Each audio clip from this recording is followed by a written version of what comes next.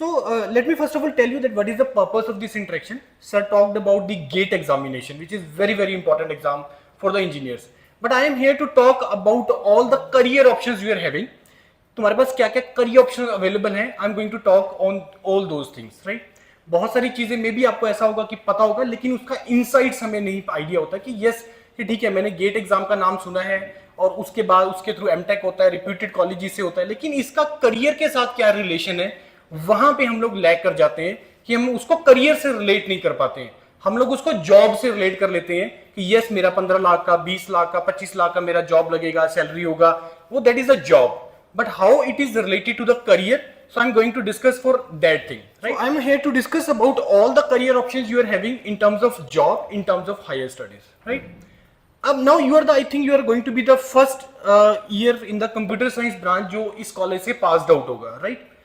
आप लोगों ने ही एग्जाम्पल सेट करनी है, आप लोगों में से ही रोल मॉडल सेट होंगे जो आपके जूनियर्स आप लोगों को फॉलो करेंगे. दैट इज वेरी इंपॉर्टेंट, क्योंकि नॉर्मली जब हम किसी भी कॉलेज में जाते हैं या किसी भी कॉलेज में हम जब ट्रेंड देखते हैं ना, उसमें जो स्टूडेंट पास आउट हो रही हैं वो क्या ट्रेंड सेट कर रहे हैं, वो अपना करियर किस डोमेन में आगे परस्यू कर रहे हैं, किस डोमेन में वो लोग जा रहे हैं, वो बहुत ज्यादा मैटर करता है. अगर मैं बात करूं सिविल इंजीनियरिंग की या मैकेनिकल इंजीनियरिंग की या इलेक्ट्रॉनिक्स इंजीनियर की, तो वो ट्रेंड सेट हो गया होगा. जैसे for example civil engineer majority उसके पास जो ऑप्शन होता है वो अपनी स्टेट जेईई के लिए ऑप्शन होता है. अब आप लोगों ने कंप्यूटर साइंस ब्रांच किया, चूज किया, सबसे पहले आपने कुछ सोच के किया होगा कि मेरे को भाई बीटेक इन कंप्यूटर साइंस क्यों जाना है.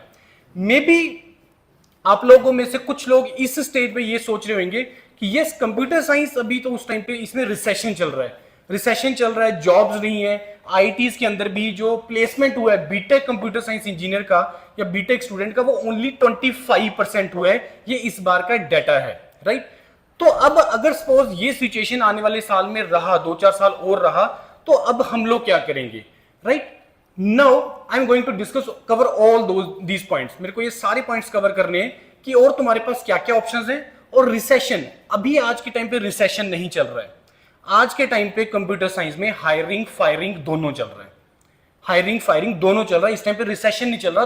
2008 में आया था, 2008 में रिसेशन आया था कि लोगों को जॉब से बहुत ज्यादा निकाल दिया गया था क्योंकि प्रोजेक्ट्स नहीं थे, इकोनॉमी का इश्यूज थे, बहुत सारे रीजंस थे. लेकिन इस टाइम पे रिसेशन नहीं है. इस टाइम पे हायरिंग फायरिंग दोनों चल रहा है. वो कैसे चल रहा है वो भी हम लोग डिस्कस करेंगे इसके बारे में. नाउ अब मैं अगर आप लोगों से पूछूं कि आप लोगों ने बीटेक कंप्यूटर साइंस चूज किया, तो कंप्यूटर साइंस चूज करने के पीछे जो मेजॉरिटी लोगों का रीजन ये रहता है कि इसमें मेरे को जॉब इजीली लग जाएगी. यार प्लीज मोबाइल बंद कर रखना, प्लीज, मेरे को डिस्ट्रैक्शन होता है और कोई इशू नहीं है. आप सुनोगे नहीं सुनोगे मेरे को फर्क नहीं पड़ेगा, प्लीज मोबाइल बंद रखना, मैं आप लोगों के लिए आया हूं यहाँ पे. तो अब कंप्यूटर साइंस आप लोगों ने बीटेक चूज किया, तो आपके पास बीटेक कंप्यूटर साइंस चूज करने के पीछे जो मेजॉरिटी स्टूडेंट्स का रीजन होता है कि ठीक है कंपैरेटिवली अदर ब्रांचेस के इजी है कंपैरेटिवली, पहला. दूसरा, इसमें जॉब इजीली लग जा रहा है आजकल, ठीक है, चाहे 3 लाख 4 लाख 5 लाख 6 लाख का, मतलब थोड़ा इजीली लग जा रहा है. उसके बाद मेरे को अगर अपना कोई बिजनेस करना है या अपना स्टार्टअप करना है इस पर्टिकुलर डोमेन में, तो उसमें मेरे को बहुत ज्यादा इन्वेस्टमेंट नहीं करना पड़ेगा. कि अगर सपोज मैकेनिकल का स्टूडेंट कोई इंडस्ट्री के बारे में सोचेगा तो उसको ह्यूज इन्वेस्टमेंट करना पड़ता है. लेकिन कंप्यूटर साइंस के केसेस में ये चीजें नहीं होती हैं. तो बहुत सारी एडवांटेजेस होती हैं कि कंप्यूटर साइंस अगर आप ले रहे हैं तो उसके बाद करियर की क्या क्या एडवांटेजेस, वो मैंने अभी थोड़ा सा डिस्कस किया. लेकिन क्या यही ऑप्शंस हैं या क्या यही बेस्ट ऑप्शंस हैं हमारे पास, वहां पे क्वेश्चन मार्क राइज हो जाता है. और क्या ये बेस्ट ऑप्शंस हैं, आप तभी इसका आंसर कर पाओगे अगर आपको पता हो कि मेरे पास भाई ऑप्शंस और होती क्या क्या है. Then only you can decide कि बेस्ट क्या है.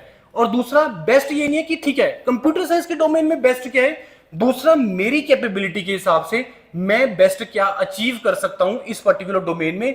मेन क्वेश्चन इज दिस कि अगर आपको लगता है कि yes I am capable enough, मैं 1 करोड़ 2 करोड़ का पैकेज ले सकता हूं या ले सकती हूं, सो उसका प्रोसीजर क्या है और आई एम कैपेबल हूं उसके लिए. क्योंकि बहुत सारी ये चीज ना आप अपने आप से क्वेश्चन पूछ सकते हैं कि I am capable enough for this thing और नॉट. सर जो बोल रहे हैं क्या मेरे अंदर वो कैपेबिलिटी है, क्या मेरे अंदर वो जील है कि मैं उस लेवल पे पहुंचूं और मेरे को इतना अर्न करना है.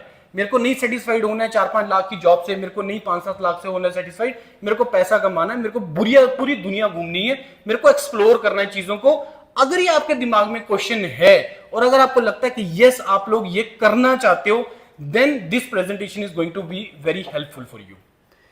अब अगर मैं पूछूं कि आप लोग जैसे बीटेक कंप्यूटर साइंस जब कंप्लीट कर लेंगे तो उसके बाद आपके पास ऑप्शंस होती क्या क्या है, क्या क्या ऑप्शंस होगा आप लोगों के पास। अगर मैं बात करूं जॉब की फॉर्म में, क्या जॉब का ऑप्शन होता है आपके पास, कैंपस प्लेसमेंट का ऑप्शन रहेगा, प्राइवेट का ऑप्शन रहेगा, और क्या ऑप्शन होता है जॉब की फॉर्म में आपके पास। अगर पर्टिकुलरली जॉब की बात करूं, private one option, campus placement one option, what is the second option in terms of job, anyone? हाँ जी, ऑफ कैंपस, हाँ ठीक है, ऑफ कैंपस प्लेसमेंट मतलब ये प्राइवेट का ही पार्ट आ गया उसका।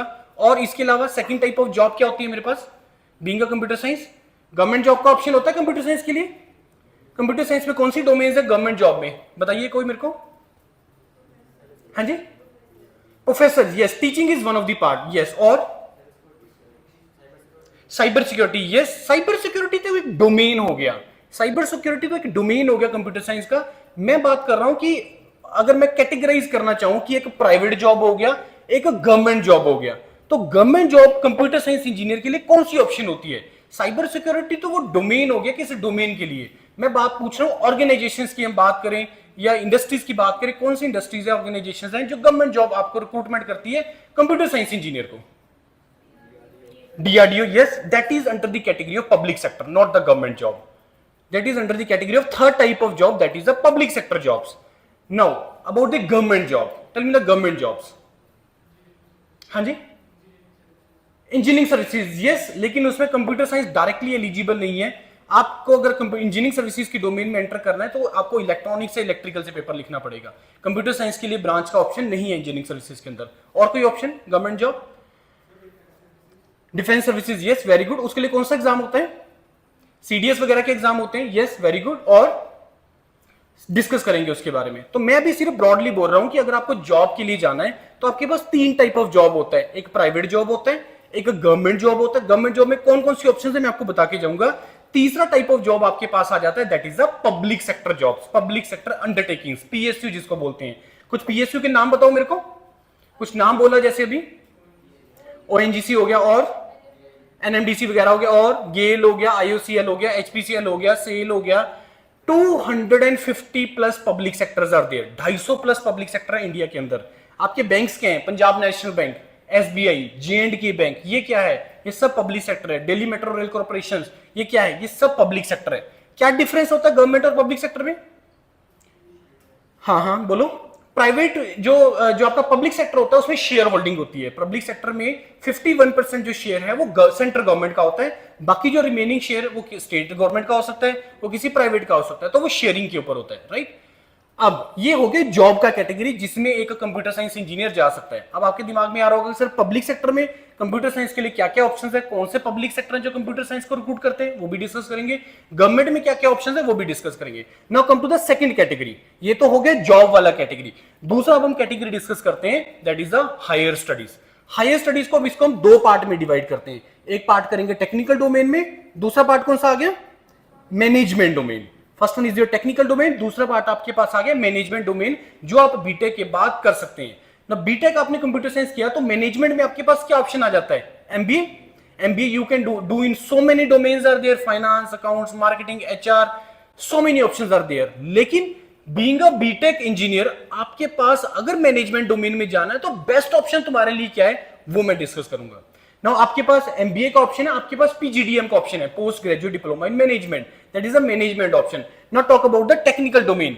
टेक्निकल में तुम्हारे पास क्या क्या ऑप्शंस होती हैं, MTech ऑप्शन होता है यस, और MS का ऑप्शन होता है यस, और yes direct PhD, direct PhD after BTech. I am not talking about the PhD after masters, I am talking about the direct PhD after BTech. तो ये तीन आपके पास टेक्निकल डोमेन में ऑप्शंस होती हैं। नाउ थर्ड कैटेगरी, जॉब हो गया, हायर स्टडीज हो गया, third which is the last one and which is the best one, which is that, entrepreneurship, business, that is the best one. लेकिन उसका एक प्रोसीजर है, वहां तक पहुंचने के लिए हमें सारे रास्तों को फॉलो करके जाना पड़ता है, बहुत एक्सप्लोर करना पड़ता है, बहुत एक्सपीरियंस गेन करना पड़ता है, बहुत सारे फैक्टर्स रोल प्ले करते हैं एंटरप्रेन्योरशिप के लिए, बिजनेस के लिए, and which is the best, क्योंकि उसमें कोई आपको रिटायरमेंट का एज नहीं है, आप पूरी जिंदगी बहुत अच्छे तरीके से अपना करियर एंजॉय कर सकते हो। तो ये चीजें होती है। अब अगर मैं पूछूं कि अगर आप एमटेक करना चाहो तो कहां से करना चाहोगे, which is the best option for the MTech, जहां से करने का फायदा होगा, IITs, triple ITs, NITs means India के top institutes. Now if you talk about the management अगर आप एमबीए करना चाहते हो या पीजीडीएम करना चाहते हो तो कहां से करना चाहोगे? Again the India's top institutes. कौन से हैं? आपके आईएम्स वगैरह हैं, राइट, आईएम्स। अगर मैं बोलूं कि आपको प्राइवेट के लिए जाना है, प्राइवेट के लिए मिनिमम अगर आप 12 से 15 लाख अगर आपको नहीं मिल रहे हैं तो प्राइवेट में जॉब करने का फायदा नहीं होगा। और कैसे वहां से स्टार्टिंग करना है वो भी हम डिस्कस करेंगे। प्राइवेट मिनिमम 12 से 15 लाख, मिनिमम, इतना सोच के चलना। उसके बाद गवर्नमेंट में या पब्लिक सेक्टर में मेरे को जाना है तो मेरे को अगेन फिर से क्या करना पड़ेगा? कोई ना कोई एग्जाम देना पड़ेगा। आईआईटीज में जाना है मेरे को एमटेक के लिए या डायरेक्ट पीएचडी के लिए, मेरे को कोई एग्जाम देना पड़ेगा। कहने का मतलब ये है कि अगर मेरे को बीटेक के बाद बेस्ट ऑप्शन उठानी है तो मेरे को उसके लिए कंपीट करना पड़ेगा, मेरे को उसके लिए मेहनत करनी पड़ेगी, मेरे को कोई ना कोई एग्जाम देना पड़ेगा, मेरे को इंटरव्यू देनी पड़ेगी, तो ही मेरे को वो बेस्ट ऑप्शन निकल के आएगा। अदरवाइज वो कोई तरीका नहीं है बेस्ट ऑप्शन लेने का। बेस्ट ऑप्शन आपको तभी मिलेगा अगर आप उसके लिए कंपीट करोगे, कंपटीशन होगा और बेस्ट जो उसमें से क्रीम निकल के आएगा, जो बेस्ट निकल के आएगा, उसको वो जॉब या उसको वो डोमेन मिल जाएगा। अब अगर मैं बोलूं कि अगर सपोज मेरे को आईएम से एमबीए करना है तो कौन सा एग्जाम होता है? कैट का एग्जाम होता है। यस। मेरे को अगर आईआईटी से एमटेक या पीएचडी करना है तो कौन सा एग्जाम होता है? गेट का एग्जामिनेशन होता है। अगर पब्लिक सेक्टर में मेरे को जाना है या गवर्नमेंट जॉब में जाना है, अगेन उसके भी एग्जाम्स होते हैं। अगर मैं इसे सारी चीजों को कंक्लूड करूं कि ये सारी की सारी करियर ऑप्शंस जो हमने डिस्कस किया, हमने job, private, government, public sector, higher studies, MTech, MS, direct PhD, management from the IIMs institute, ये सारे के सारे एक ही एग्जाम से हो जाएगा। एक एग्जाम देना है और उससे ये सारी ऑप्शंस तुम्हारी ओपन हो जाएगी and that exam is known as the GATE examination. This is the beauty of this GATE exam कि आपको एक एग्जाम के थ्रू, एक ही ऑप्शन के थ्रू, एक एग्जाम देने से सारी ऑप्शंस ओपन हो जाएगा। बिजनेस ऑल्सो, एंटरप्रेन्योरशिप ऑल्सो, वो भी हम डिस्कस करेंगे इसके बारे में। This is the beauty of this GATE exam. अब होता क्या है कि जब हम गेट वर्ड यूज करते हैं ना, मेरे को नहीं पता आप लोगों ने कितने का आप मोटिवेटेड हैं गेट एग्जाम के बारे में, या कितना का आप लोगों को नॉलेज है या अवेयरनेस है गेट एग्जाम के बारे में, मेरे को नहीं इसका बिल्कुल भी आइडिया। लेकिन इस चीज का मैं श्योरेंस ले रहा हूं कि after the end of this presentation you will see yes this is exam and this is the actual exam जिससे आप कुछ सोसाइटी के लिए कंट्रीब्यूट कर सकते हो। This is exam, not for the career, not for the job, not for the पैसा, वो एक सारी अलग चीजें हैं, लेकिन कंट्रीब्यूशन करना सोसाइटी के लिए, कंट्रीब्यूशन करना बेस्ट चीज के लिए, और ऐसा कंट्रीब्यूशन करना जिससे आपके काम की से कुछ चेंज आ रहा है, कुछ चेंज आ रहा है सोसाइटी के अंदर और जिसका बेनिफिट हो रहा है हर किसी को। That is this exam. ये वो एग्जाम है, ये that is the reason why I tell this exam, I call this exam as a beautiful exam, क्योंकि एक एग्जाम के थ्रू मल्टीपल ऑप्शंस आप लोगों के पास ओपन हो जाता है। अब ये गेट एग्जाम है क्या, पहले हम थोड़ा सा इसका ब्रीफिंग जानते हैं कि गेट एग्जाम है क्या। What is this GATE exam? GATE is basically graduate aptitude test in engineering. GATE का एग्जाम व्हेन इट स्टार्टेड, कब स्टार्ट हुआ था, है किसी को आइडिया? 19 नहीं, इट स्टार्टेड इन 1983। ये 83 में स्टार्ट हुआ था और ये एक पर्पस से स्टार्ट हुआ था। There was some purpose for this examination. GATE exam was started to promote the higher studies in the country. सबसे बड़ा पर्पस था to promote the higher studies in the country. वो कैसे है वो मैं आपको बताता हूं। आफ्टर द पार्टीशन 47 के बाद इंडिया एक बहुत बड़ा कंट्री, जिस पर्पस से ब्रिटिशर्स इंडिया पे आए थे वो चीज बाद में भी कंटिन्यू करना चाह रहे थे अदर कंट्रीज ऑल्सो। क्या? बिजनेस, इंटरनेशनल बिजनेस, क्योंकि इंडिया है वेल्दी था, पैसा था लोगों के पास, कोई ट्रबल नहीं था, बड़ा कंट्री था पॉपुलेशन वाइज, तो इंटरनेशनल बिजनेस के लिए ये एक बहुत बड़ा सोर्स था अदर कंट्रीज के लिए कि हम यहाँ पे इंटरनेशनल बिजनेसेस करने हैं, यहाँ पे हमें सामान बेचना है, जो भी एक्सवाइजी बहुत सारी चीजें होती हैं। ट्रबल वाज कि इंडिया जिस हिसाब से ग्रो कर रहा था पॉपुलेशन वाइज और जिस हिसाब से लोगों की क्वालिटी लाइफ लगा लीजिए या रिसोर्सेज की डिमांड लगा लीजिए, need of this electricity, water, quality life, education, this roads, इसके लिए हमें ट्रबल ये पड़ रहा था कि हमें लोग अदर कंट्रीज हमें चीजें बेचने को तो रेडी थे लेकिन हमें सिखाने को कोई रेडी नहीं था। That was the trouble after the partition. क्योंकि आप खुद सोच के देखो कि अगर कोई दो लोगों के बीच में बिजनेस हो रहा है, जो बिजनेस कर रहा है, जो दूसरे को सामान सेल कर रहा है, क्या वो कभी चाहेगा कि मैं इसको सिखा दूं कभी कि वो खुद अपना बनाना स्टार्ट कर दे? कभी नहीं कोई चाहेगा। That was the there. But India ने चैलेंज लिया ड्यूरिंग दिस 60s 70s के आसपास, दैट वाज द चैलेंज कि हमें चीजों को यहीं पे क्रिएट करना है, क्योंकि अदरवाइज अगर हम अदर कंट्रीज के ऊपर टोटली डिपेंडेंसी रखेंगे, हमारा जीडीपी कभी भी ग्रो नहीं कर पाएगा, क्योंकि किसी भी कंट्री की ग्रोथ में जीडीपी का सबसे बड़ा रोल है। और जीडीपी बड़े सिंपल टर्म्स में क्या चीज होती है, it is directly related to your export and import.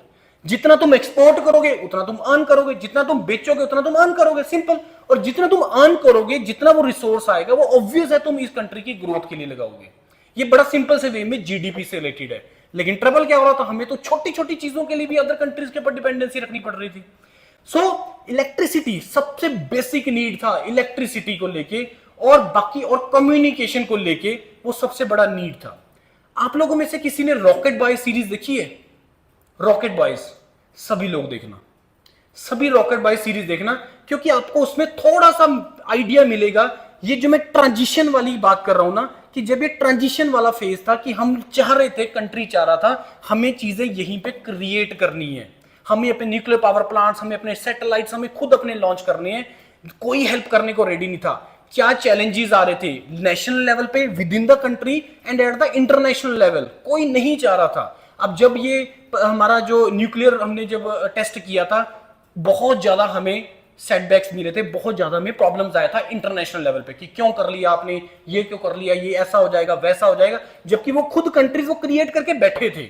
अगर आप लोगों को थोड़ी सी हिस्ट्री के बारे में पता हो तो कोई नहीं चाह रहा था, और इसको बहुत ज्यादा अपोज किया गया था कि इन्होंने कर लिया और ये तो सुप्रीम पावर बन जाएगा, ये हो जाएगा, वो हो जाएगा। That was the reason. अब ये मैंने आपको एक एग्जांपल दिया, और ये चीज हर चीज में एप्लीकेबल था।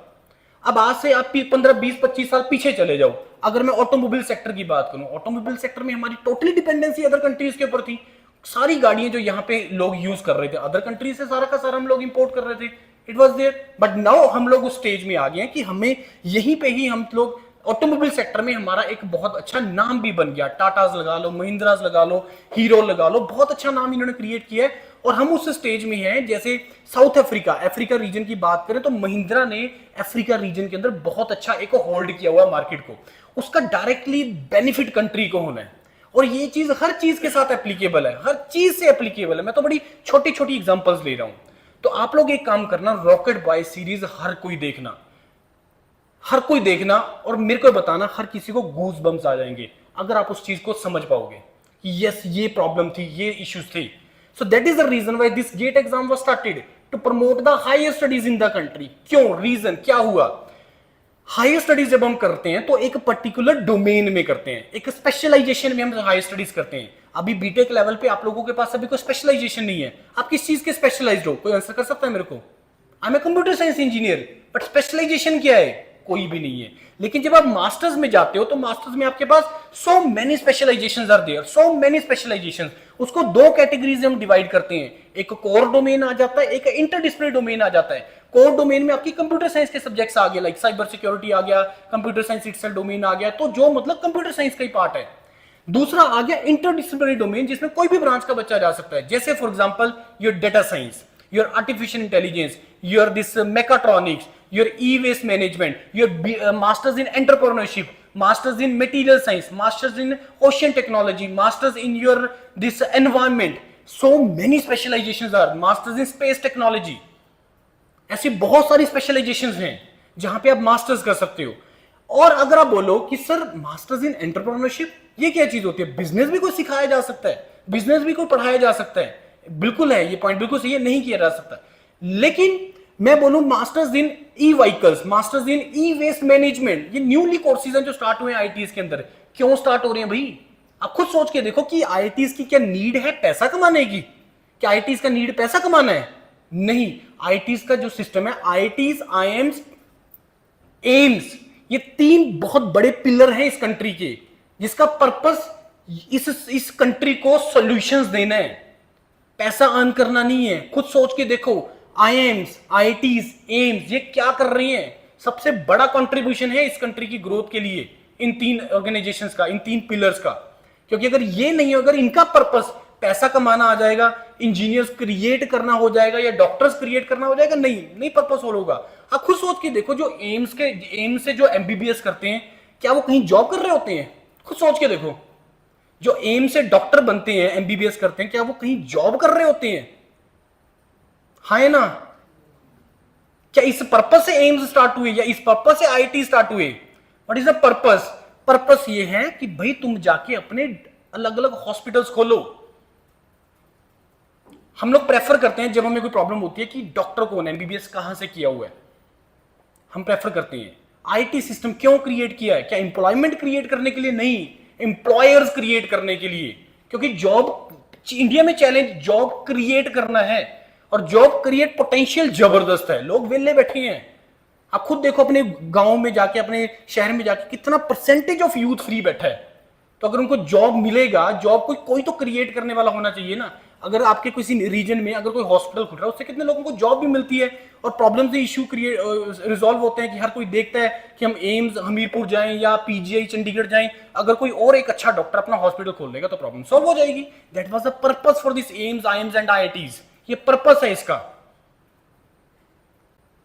सो दैट इज अ नीड, हमें क्रिएट करना था। हमें स्पेशलाइज्ड पर्सन चाहिए। अब स्पेशलाइज्ड पर्सन क्यों चाहिए थे सर? क्योंकि अभी बैचलर लेवल पे हमारे पास स्पेशलाइजेशन नहीं है।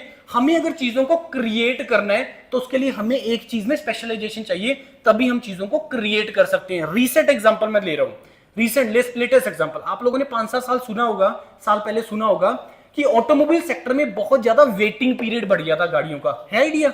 आज से 5-7 साल पहले गाड़ियों में वेटिंग पीरियड बहुत ज्यादा हो गया था। 6 महीने, 8 महीने, 10 महीने हो गया था। और ये नेशनल लेवल पे नहीं था, इंडिया लेवल पे नहीं था, ये ग्लोबल लेवल पे प्रॉब्लम थी। What was the reason for that? Semiconductor का शॉर्टेज ऑफ द सेमीकंडक्टर, ये रीजन था। अब उस टाइम पे ये एक अपॉर्चुनिटी थी, किसी भी कंट्री के पास अपॉर्चुनिटी थी कि जो इसका सप्लायर बन जाएगा वो छा जाएगा पूरी दुनिया के ऊपर। और ये इंडिया ने आज भी, मैंने परसों भी पढ़ी है ये चीज न्यूज के अंदर, आज से 5-6 साल उस टाइम पहले भी आई थी स्टेटमेंट्स गवर्नमेंट की तरफ से लगा लो या बड़े बड़े इंडस्ट्रीज की तरफ से कि India would like to be the mass exporter of this chip manufacturing. हम लोग बनना चाहेंगे। अभी परसों फिर से मैंने पढ़ा है, क्योंकि ऐसी नहीं है कि ये प्रॉब्लम रिजॉल्व हो गया है, ये तो आने वाले टाइम पे और नीड बढ़ना है इसका, चिप्स का, सेमीकंडक्टर्स का, माइक्रो प्रोसेसर्स का। क्योंकि अब कोई भी ऐसी डिवाइस एक डोमेन से रिलेटेड नहीं रह गया। क्या ओनली एक 2 व्हीलर या एक 4 व्हीलर ओनली मैकेनिकल डिवाइस रह गया है? क्या ओनली मैकेनिकल है उसके अंदर? उसके अंदर हर ब्रांच आ गई है। उसके अंदर इलेक्ट्रॉनिक्स का भी यूज है, उसमें कंप्यूटर साइंस का भी यूज हो रहा है, उसमें मैकेनिकल भी है, उसमें सिविल भी है, उसमें इलेक्ट्रिकल भी है, सारी ब्रांचेज हैं। सो ये ऐसे चैलेंजेस होते हैं, ऐसी अपॉर्चुनिटीज होते हैं, तो तुम्हें भी मिलेगा तुम्हारे लाइफ के अंदर, और कंट्री के लिए भी था। तो ये रीजन था इस गेट एग्जाम को स्टार्ट करने का कि भाई हमें स्पेशलाइज्ड पर्सन चाहिए। अब क्या अगर आप दिमाग में क्वेश्चन आ रहा होगा कि सर 83 से पहले स्पेशलाइजेशन नहीं करते थे लोग, मास्टर्स नहीं करते थे? आईसी बेंगलोर तो पार्टीशन से पहले ही है, तो क्या लोग नहीं करते? डेफिनेटली करते थे। लेकिन पर्पस ये था कि उस टाइम पे तो पर्पस था कि भाई तुम्हें अपना एमटेक करना है, तुम्हें अपना पीएचडी करना है। लेकिन 83 के बाद वो एक पर्पस से स्टार्ट हुआ कि गेट एग्जाम जो देगा, जिसको हायर स्टडीज जाना है, और क्यों करना है हायर स्टडीज, किस डोमेन में करना, वो इंटरव्यू में पूछेगा आपसे कि भाई अच्छा तुम थर्मल में अगर तुम करना चाहते हो या साइबर सिक्योरिटी में करना चाहते हो, क्यों करना चाहते हो? वो फिर बताएगा सर मैंने बीटेक में अपना प्रोजेक्ट किया था इस चीज से रिलेटेड, तो वहां से मेरा इंटरेस्ट बना। अच्छा क्या करना चाहते हो तुम इस डोमेन में? सर मेरे पास ऐसा एक आइडिया है, या मैंने सर आपका वर्क देखा, या मैंने आपके प्रोजेक्ट देखे और उस पर्टिकुलर डोमेन में मेरा इंटरेस्ट है और मैं उसमें आगे आपके साथ काम करना चाहता हूं। वो ये चीज सुनना चाहते हैं आपसे मास्टर्स के अंदर, तभी वो आपको एडमिशन देगा। अदरवाइज आपके मार्क्स जितने मर्जी हो ऐसे एडमिशन नहीं मिलेगा। तो ये पर्पस था। तो ऐसा नहीं है कि गेट के एग्जाम ओनली सिर्फ एमटेक में एडमिशंस के लिए है या पीएसयू में एंट्री के लिए, ये नहीं है पर्पस। पर्पस ये है प्रॉब्लम का सॉल्यूशन, प्रॉब्लम का सॉल्यूशन। और ऐसी लाखों प्रॉब्लम्स हैं वर्ल्ड लेवल पे जो आईटीज के प्रोफेसर्स के पास हैं, इंडस्ट्री की प्रॉब्लम जिसका सॉल्यूशन देने हैं उन्हें। आपको क्या लगता है कि आर्टिफिशियल इंटेलिजेंस का जो मेन पावरफुल बंदा होगा वो कहां बैठा होगा?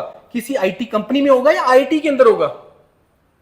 सोच के देखना, आर्टिफिशियल इंटेलिजेंस का स्पेशलाइज्ड पर्सन आईआईटी के अंदर होगा या किसी इंडस्ट्री के अंदर होगा? है सर आपके पास इसका? ये फ्रेश है ना?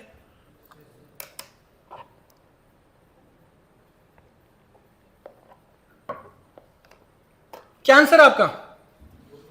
हाँ जी, नहीं, आईआईटीज के अंदर है। जब इंडस्ट्री में कोई पर्सन एआई का, मान लो कोई स्पेशलाइज्ड पर्सन है, वो सिर्फ एक छोटी सी डोमेन पे काम कर रहा हो, जिसका वो चीज है, वो इंडस्ट्री जो सोल्यूशन प्रोवाइड कर रही है, जो सॉफ्टवेयर लगा लो या टूल लगा लो, एआई टूल जो प्रोवाइड कर रही है, उसको सिर्फ उसी चीज का नॉलेज होगा।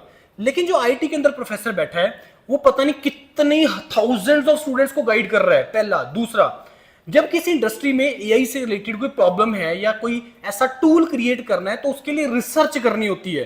रिसर्च का मतलब ये होता है कि कुछ एक्सपेरिमेंटेशन करना, उस एक्सपेरिमेंटेशन में आपको कुछ आउटकम आएगा, कुछ रिजल्ट्स आएगा, उस रिजल्ट्स के बेस पे, उस डाटा के बेस पे कोई एंड टूल प्रोवाइड करना। अब ऐसे पता नहीं कितनी प्रोजेक्ट्स एक प्रोफेसर के पास होंगे। अब वो प्रोफेसर क्या कर रहा है? प्रोफेसर खुद तो काम करेगा नहीं, क्योंकि उसके पास तो इतना टाइम नहीं है। मान लो एक प्रोफेसर के पास 50 प्रोजेक्ट है, लेकिन वो आगे काम करवा सकता है, क्योंकि उसको नॉलेज है कि किस तरीके से आइट्रेशंस करनी है, किस तरीके से रिसर्च करनी है, क्या पैरामीटर चेंजेस करनी है, क्या कोडिंग करनी है, क्या चीज करनी है, सो दैट कि ये आउटकम आ जाएगा। अब वो एक्सपेरिमेंटेशन वाला पार्ट, वो जो रिसर्च वाला पार्ट है, वो प्रोफेसर नहीं करेगा, वो स्टूडेंट करेगा। वहां से उसका लर्निंग होगा, और वो जो लर्निंग वहां से करेगा, वो आगे जाके जिस इंडस्ट्री में एक एआई वाला स्पेशलाइज्ड बैठा है, वो इंडस्ट्री ऐसे बच्चों को फिर उठाती है, हायर करती है वहां से, कि जिसने मे भी उसी इंडस्ट्री के लिए सॉल्यूशन दिया हो, उसको हायर करती है वहां पे जाके। तो जो सिस्टम है ना, हमें सिस्टम समझना जरूरी है कि ये सिस्टम चल कैसे रहा है, क्योंकि अदरवाइज अगर आप सिस्टम को नहीं समझोगे ना, फिर तो आप कुछ मतलब ग्रो ही नहीं कर पाओगे। क्योंकि अगर आपको सिस्टम समझ में आ जाएगा, तो आप लोग बहुत अच्छा उसमें अचीव कर सकते हो। तो सिस्टम समझना बहुत ज्यादा जरूरी है कि ये सिस्टम काम कैसे कर रहे हैं। अब आज के टाइम पे जो नीड है, इंडस्ट्रीज की जो नीड है, वो स्पेशलाइज्ड पर्संस की है। बैचलर लेवल पे रिसेशन है, मास्टर्स लेवल पे रिसेशन नहीं है। क्यों नहीं है? क्योंकि जो नीड है इस टाइम पे इंडस्ट्रीज की, इंडस्ट्री को अब कोडिंग लिखने वाले बंदे नहीं चाहिए। बहुत एआई टूल्स आ चुके हैं जो उसको कोडिंग लिख के दे रहे हैं। अब हमें तो भाई एआई टूल क्रिएट करने की रिक्वायरमेंट है, अलग अलग नए नए एआई टूल। पता नहीं किस किस कैसे कैसे एआई टूल्स आ रहे हैं। आप लोग तो मेरे से ज्यादा जानते होंगे, आप इसी डोमेन से हैं। मतलब हमारी इमेजिनेशन से भी बियॉन्ड हो जाता है कि अच्छा इसमें भी एआई आ गया है, इस चीज में भी एआई आ गया है। और एआई क्या चीज है? एआई किसको यूज कर रहा है? सिर्फ डेटा को यूज कर रहा है। जो डेटा इकट्ठा करने में इंडस्ट्रीज लगा लो, लोग लगा लो, पिछले 15 20 25 साल से लगे हुए हैं, उस डेटा को तो यूज करके तो एआई टूल्स आ रहे हैं। एआई क्या कर रहा है? सिर्फ तुम्हारे डेटा को यूज करके आपको एक सोल्यूशन दे रहा है सिंपल फॉर्म में। That is AI basically. आ रही है जी बात समझ में? प्रॉब्लम इस टाइम पे कंप्यूटर साइंस में क्या हो रहा है कि जो तुम 2-4 साल में लर्न कर रहे हो ना, पता लग रहा है अगले साल एकदम से बैठ गई, खत्म, उसकी मार्केट में रिक्वायरमेंट ही नहीं है, उस तरह की स्पेशलाइजेशन बंद होगी। ये प्रॉब्लम आ रही है इस टाइम पे कंप्यूटर साइंस में। इंडस्ट्री में सब कुछ चल रहा है। अब सोचो प्रोजेक्ट किस तरह के, क्योंकि सिस्टम प्रोजेक्ट के ऊपर ही चलता है। कोई भी इंडस्ट्री है प्रोजेक्ट से चल रही है। अब जब कोविड आया, कोविड के टाइम पे अब सोच के देखो किस तरह की प्रोजेक्ट्स का नीड पड़ा होगा।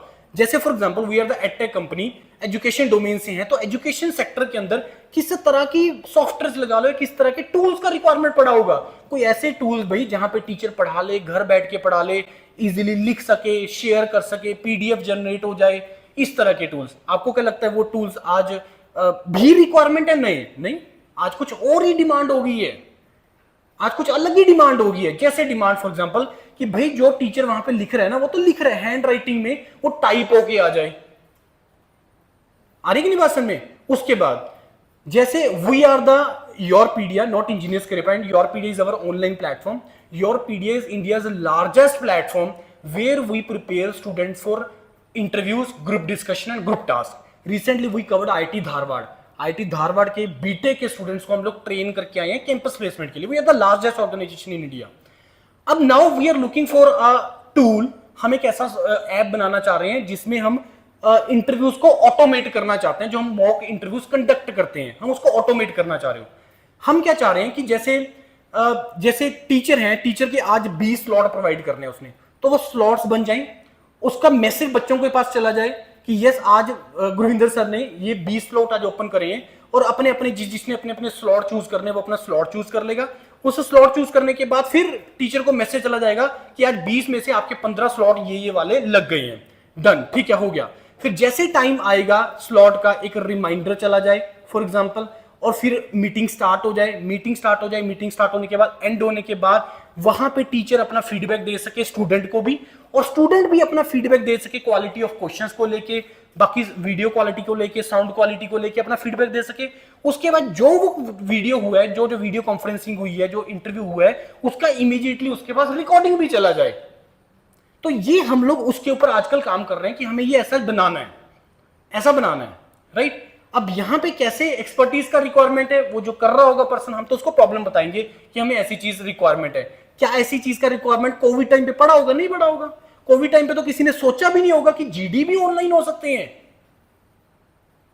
इंटरव्यूज ठीक है, तब भी समझ लेके ऑनलाइन हो सकते हैं कि क्या जीडी भी ऑनलाइन हो सकते हैं? जीडी तो सामने बंदे चाहिए, 8 लोग चाहिए, 10 लोग चाहिए, तभी ग्रुप डिस्कशन हो सकता है। So we were the organisation जिसको आईआईटीज ने, निट्टी बॉम्बे ने अप्रोच किया था ड्यूरिंग द कोविड टाइम्स कि आप लोग ऑनलाइन जीडी करवाते हैं, हमें हेल्प करो, हमें भी करवाना है। We were the organisation. बात आ गई इसमें। तो इस तरीके से सिस्टम काम कर रहा है, इस तरीके से मॉडल काम कर रहा है। तो आपको ये सिस्टम समझ में आना जरूरी है, और ये सारा का सारा जो है इस एग्जाम से रिलेटेड है। ऐसा इसमें कुछ भी नहीं मैं बोल रहा हूं, क्योंकि जो मैंने आपको स्पेशलाइजेशन की बात कर रहा हूं मैं, कि जैसे मैं आपको बोल रहा हूं कि स्पेशलाइज्ड डोमेन में जाइए, आप स्पेशलाइजेशन करिए और आप इस झुंड में से अलग हो जाइए कि these all are the students who have done BTech in computer science, these are the 5 students who have done the masters in AI and from this particular college, that is the branding। वो branding होता है। फर्क ये नहीं है, मतलब मैं बोल रहा हूं कि आप एआई से मास्टर्स करो, या आप डाटा साइंस में मास्टर्स करो, या साइबर सिक्योरिटी में मास्टर्स करो, या एंटरप्रेन्योरशिप मास्टर्स करो। इसका मतलब ये नहीं है आप कहीं से भी कर लो। मैटर करता है you have to do it from the top institutes of India. ऐसे हर जगह से करने का फायदा आपको नहीं होगा, कहीं से भी करने का फायदा नहीं होगा। आगे की बात में, so this was the purpose. ये पर्पस था इस एग्जाम को स्टार्ट करने का। We need the specialised person, हमें स्पेशलाइज्ड पर्सन चाहिए थे, राइट। क्या हो रहा है इसको?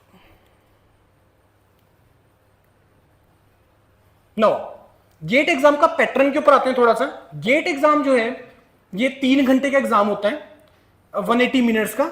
65 क्वेश्चंस इसके अंदर होते हैं। 65 questions, 100 marks and 3 hours. India के अंदर कोई भी ऐसा एग्जाम नहीं है जिसमें ऑन एन एवरेज एक क्वेश्चन के पीछे 3 मिनट का टाइम दिया जा रहा है। यही एक एग्जाम है। गेट एग्जाम का नाम सुनते ही ना हम लोग डर जाते हैं कि गेट एग्जाम डिफिकल्ट एग्जाम है। गेट एग्जाम डिफिकल्ट उनके लिए है जो चीजों को याद करते हैं, जो चीजों को क्रैम करते हैं, उनके लिए एग्जाम डिफिकल्ट है। लेकिन जो चीजों को समझ के करते हैं, जो कंसेप्ट जिसका स्ट्रांग है, जिनको समझ के करने की आदत है, उसके लिए एग्जाम बहुत ज्यादा इजी है। और कंप्यूटर साइंस एक ऐसा ब्रांच है जिसमें सबसे कम सिलेबस है बाकी ब्रांचेस के, ओनली 300 आवर्स के आसपास है। बाकी ब्रांचेस का तो 500 के आसपास है। तो इसका सबसे कम सिलेबस होता है कंप्यूटर साइंस का, और इसमें स्टूडेंट भी लिखता है एग्जाम, राइट। अब इसमें 65 क्वेश्चंस, 100 मार्क्स का एग्जाम है, 3 घंटे का एग्जाम है। इसको 3 पार्ट में डिवाइड किया हुआ है। टेक्निकल सेक्शन जो आप अपने सब्जेक्ट्स पढ़ते हैं, लाइक आप एल्गोरिदम पढ़ते हैं, टीओसी पढ़ते हैं, सी डाटा स्ट्रक्चर पढ़ते हैं, आप कंप्यूटर नेटवर्क्स पढ़ते हैं, कोआ पढ़ते हैं, ये सब एक पढ़ते हो ना आप लोग, तो ये आपका आएगा 70 मार्क्स का। 15 नंबर का आपको आएगा जनरल एप्टीट्यूड। जनरल एप्टीट्यूड में क्या है? क्वांटिटेटिव एप्टीट्यूड है, रीजनिंग है और इंग्लिश है। मतलब जो आप 10th तक पढ़ के आए हो, आप profit loss, this time speed distance, proportion, ये पढ़ के आए हो ना सारा, एलसीएम एस पढ़ के आए हो ना सारा, 10th तक यही है इसके अंदर। उसके बाद ब्लड रिलेशन से प्रॉब्लम्स, आपका सिटिंग अरेंजमेंट से प्रॉब्लम, नंबर सिस्टम वगैरह, ये आप लोग पढ़ के आए हो। इंग्लिश के अंदर आप filling the blank, sentence correction, antonym, synonym, ये सारी चीजें पढ़ के आए हो। तो ये 15 नंबर का वो पार्ट है जो आप लोग 10th तक जो आप लोगों ने पढ़ा हुआ है। ये 70 मार्क्स वो है जो आप लोग अभी इंजीनियरिंग में आप लोग पढ़ रहे हैं। उसके बाद engineering mathematics, engineering mathematics plus discrete mathematics, जो आप लोग सिर्फ कंप्यूटर साइंस पढ़ते हैं, डिस्क्रीट मैथमेटिक्स, वो आपको आएगा 15 नंबर का। तो इस तरीके से टोटल 100 मार्क्स का आपका डिवाइड किया हुआ है। 100 मार्क्स के आपका आएगा 70 मार्क्स का टेक्निकल, 15 नंबर का जनरल एप्टीट्यूड, और 15 मार्क्स का आएगा आपको engineering mathematics and this discrete mathematics, right. 3 type of questions इसके अंदर आते हैं, 3 type of question. First is your multiple choice question. एक क्वेश्चन 4 ऑप्शंस इसके अंदर होगा, राइट, जिसमें से एक करेक्ट होगा। दूसरा type of question multiple selection question. Multiple selection question जिसमें एक से ज्यादा आंसर ठीक होंगे। तीसरा type of question net, numerical answer type question, जिसमें फिलिंग द ब्लैंक होगा, जहां पे आपको वैल्यू को पुट करना है। तो ये 3 टाइप ऑफ क्वेश्चन आएंगे। 1 मार्क क्वेश्चन होते हैं, 2 मार्क क्वेश्चन होते हैं। 30 क्वेश्चन इसमें 1 मार्क के होते हैं, तो 30 इंटू 1 30, और 35 क्वेश्चन इसमें 2 मार्क्स के होते हैं, तो 35 इंटू 2 70, तो 70 प्लस 30 आपका 100 मार्क्स का हो गया, राइट। 1 मार्क क्वेश्चन का 0.33 नेगेटिव होता है, और 2 मार्क्स क्वेश्चन का 0.67 नेगेटिव मार्किंग होता है, राइट। तो नेगेटिव मार्किंग इसके अंदर होती है। नाउ गेट एग्जाम सबसे पहला इसमें पॉइंट है कि आप लोग इसको थर्ड ईयर ऑनवर्ड लिख सकते हो। ये अभी पिछले 2-3 साल से हुआ है कि आप लोग थर्ड ईयर ऑनवर्ड लिख सकते हो, पहले ऐसा नहीं था। पहले आप लोग 8th सेमेस्टर में फाइनल ईयर में ही लिख सकते थे। कब होता है गेट का एग्जाम? फेब के पहले 2 weekend, first 2 weekends of this February are fixed for the GATE examination. लेकिन इस बार इन्होंने फर्स्ट और थर्ड वीकेंड किया है। पिछले 15 साल के अंदर मैंने तो नहीं देखा, ये पहली बार हुआ है इन्होंने फर्स्ट और थर्ड वीकेंड किया है। तो ये आपका हर साल होता है, फरवरी के अंदर होता है, और ये सीबीटी होता है। सीबीटी मतलब कंप्यूटर बेस्ड टेस्ट होता है। उसके बाद 70-30 मैंने आपको बता दिया। और उसके बाद अगर आपने गेट क्वालिफाई कर लिया तो जितना भी करियर ऑप्शंस मैंने आपको बताया, जॉब का, हायर स्टडीज का, एंटरप्रेन्योरशिप का, बिजनेस का, वो सारा का सारा करियर ऑप्शंस आपका इस एग्जाम के थ्रू ओपन हो जाएगा। उसके बाद गेट के अंदर कैलकुलेटर अलाउड नहीं होता है, फिजिकल कैलकुलेटर अलाउड नहीं होता है, इसमें वर्चुअल कैलकुलेटर होता है। वर्चुअल मतलब स्क्रीन के ऊपर आएगा, उसकी आप ऐप वगैरह डाउनलोड कर सकते हो, आपका प्ले स्टोर और ऐप स्टोर वगैरह पे मिल जाती है इसकी ऐप। उसके बाद जो गेट का स्कोर है वो 3 साल के लिए वैलिड होता है। जैसे आप लोग मान लो सपोज 6th सेमेस्टर में आप पेपर देते हो, तो 6th सेमेस्टर में पेपर देंगे तो इस साल इमीडिएटली आप उसका बेनिफिट नहीं उठा पाओगे, क्योंकि एडमिशंस के लिए आप लोग एलिजिबल होते हैं 8th सेमेस्टर में फाइनल ईयर में जाके। लेकिन आपके पास गेट का स्कोर कार्ड आ जाता है, तो आप लोगों के पास 3 साल के लिए वैलिड होता है।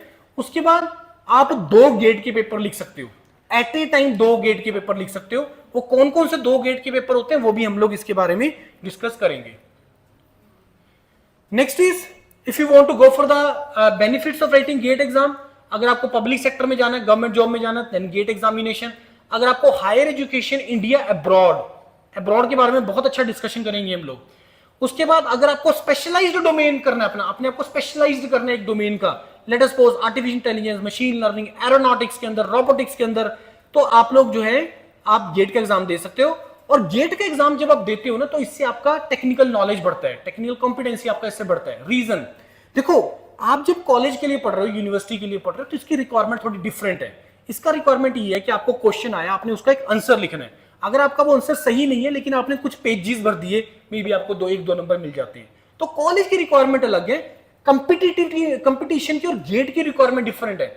गेट एग्जाम में तो क्या है कि आपको एग्जैक्ट आंसर निकालना है, मल्टीपल चॉइस एक ही टिक करना है, मल्टीपल सिलेक्शन में भी 2 या 3 टिक करने हैं, न्यूमेरिकल आंसर टाइप आपको एक रेंज के अंदर अंदर आपको सही आंसर वहां पे मार्क करना है।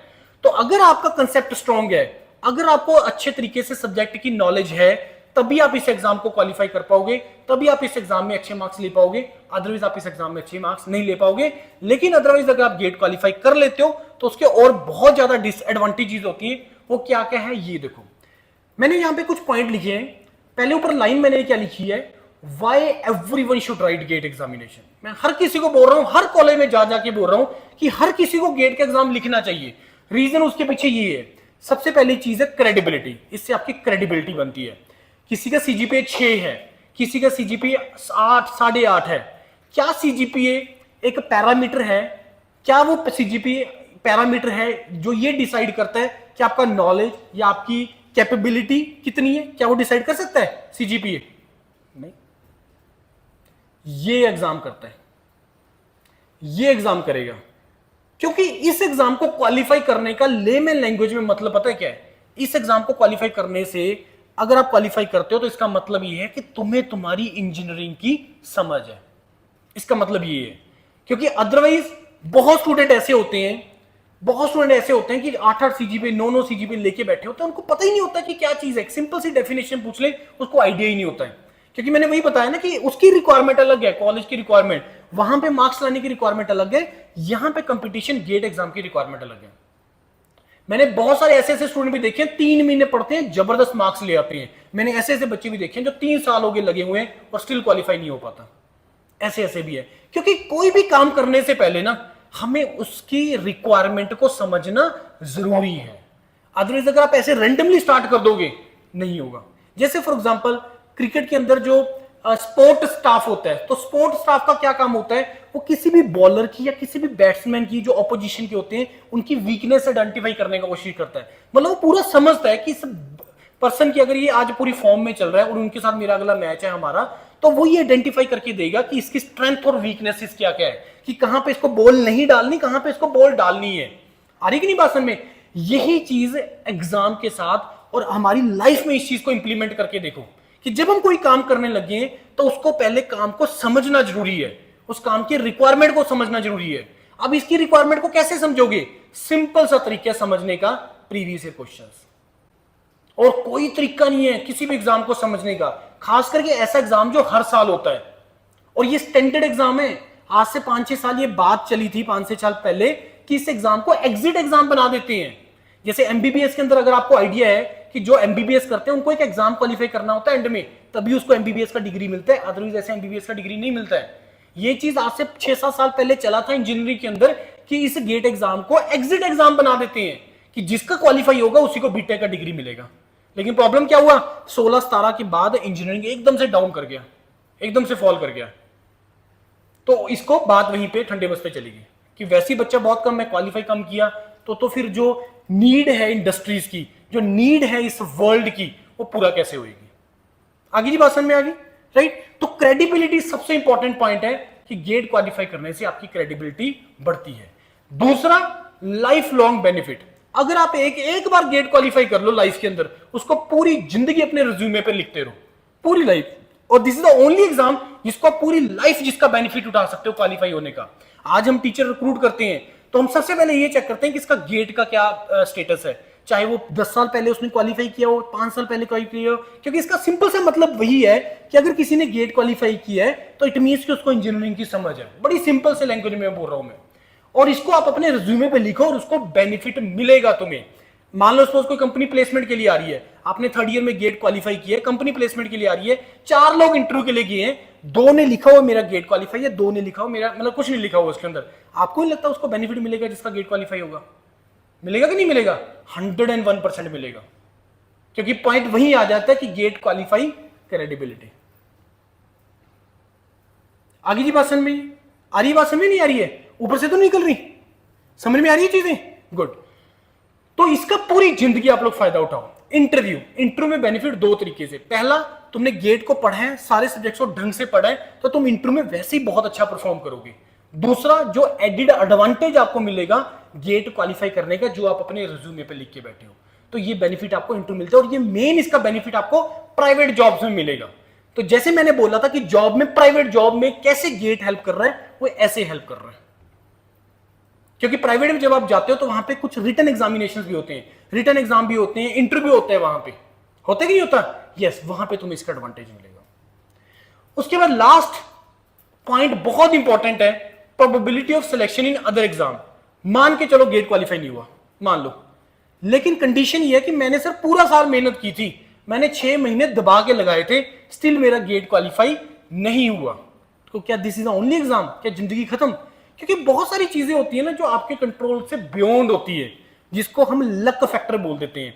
आपने पूरा साल मेहनत किया, 3 घंटे का एग्जाम आया गेट का, मे बी आप उस दिन लेट पहुंचे एग्जामिनेशन सेंटर में, अंडर प्रेशर गए वहां पे, मे बी आपने सोचा था कि टीओसी मेरा सबसे स्ट्रॉन्ग है, तो जब मैं एग्जाम में जाऊंगा तो सबसे पहले मैं टीओसी के क्वेश्चन सॉल्व करूंगा, और सॉल्व करने बैठे तो क्वेश्चन, पहले 2 क्वेश्चन उठाए टीओसी के, हुए नहीं, तो वो एक प्रेशर क्रिएट हो जाता है।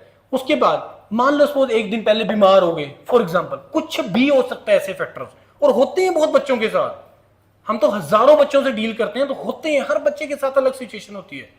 तो वो जो एग्जाम डे वाला प्रेशर है ना, वो एक अलग रोल प्ले करता है। अब उसको तुम कैसे हैंडल कर पाते हो उस एग्जाम डे वाले प्रेशर को, उसकी भी टेक्निक्स है, उसकी भी प्रोसीजर्स होती हैं, कि ऐसी सिचुएशन को अपने आप को बहुत बार ढाल लो, ऐसी सिचुएशन को बहुत बार। कोई भी गेम के अंदर एक्चुअल एग्जाम मैच से पहले कोई प्रैक्टिस क्यों करता है? यही तो होता है प्रीलिमिनरी प्रैक्टिस का, कि हम अपनी कमियों को वहां पे पूरा कर पाए। ये रीजंस होते हैं। आप मॉक टेस्ट लगाते हो, या अपनी मॉक ड्रिल्स करते हो, या मॉक इंटरव्यूज लगाते हो, मॉक जीडीज लगाते हो, सो दैट कि तुम्हें तुम्हारी कमियों का पता लगे और एक्चुअल एग्जाम वाले दिन तुम वो गलती वहां पे ना करो।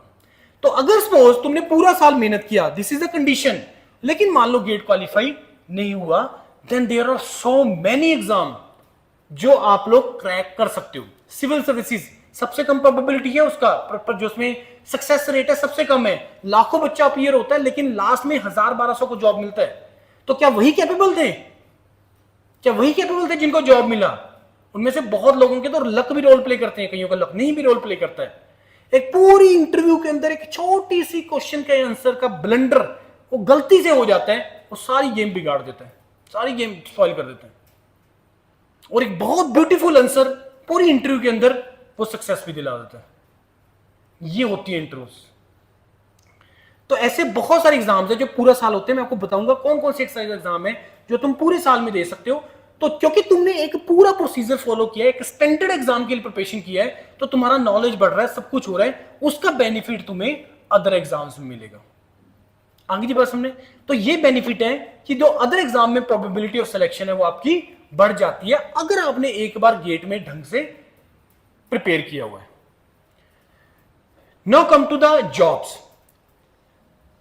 आप में से कोई ऐसा है जिन्होंने 10th में पंजाबी पढ़ी हुई है? आप लोग कहां से, उन्ना साइड से हैं? कहां से आप लोग? तो पंजाबी कैसे 10th में? बैठो बैठो प्लीज। हैं जी?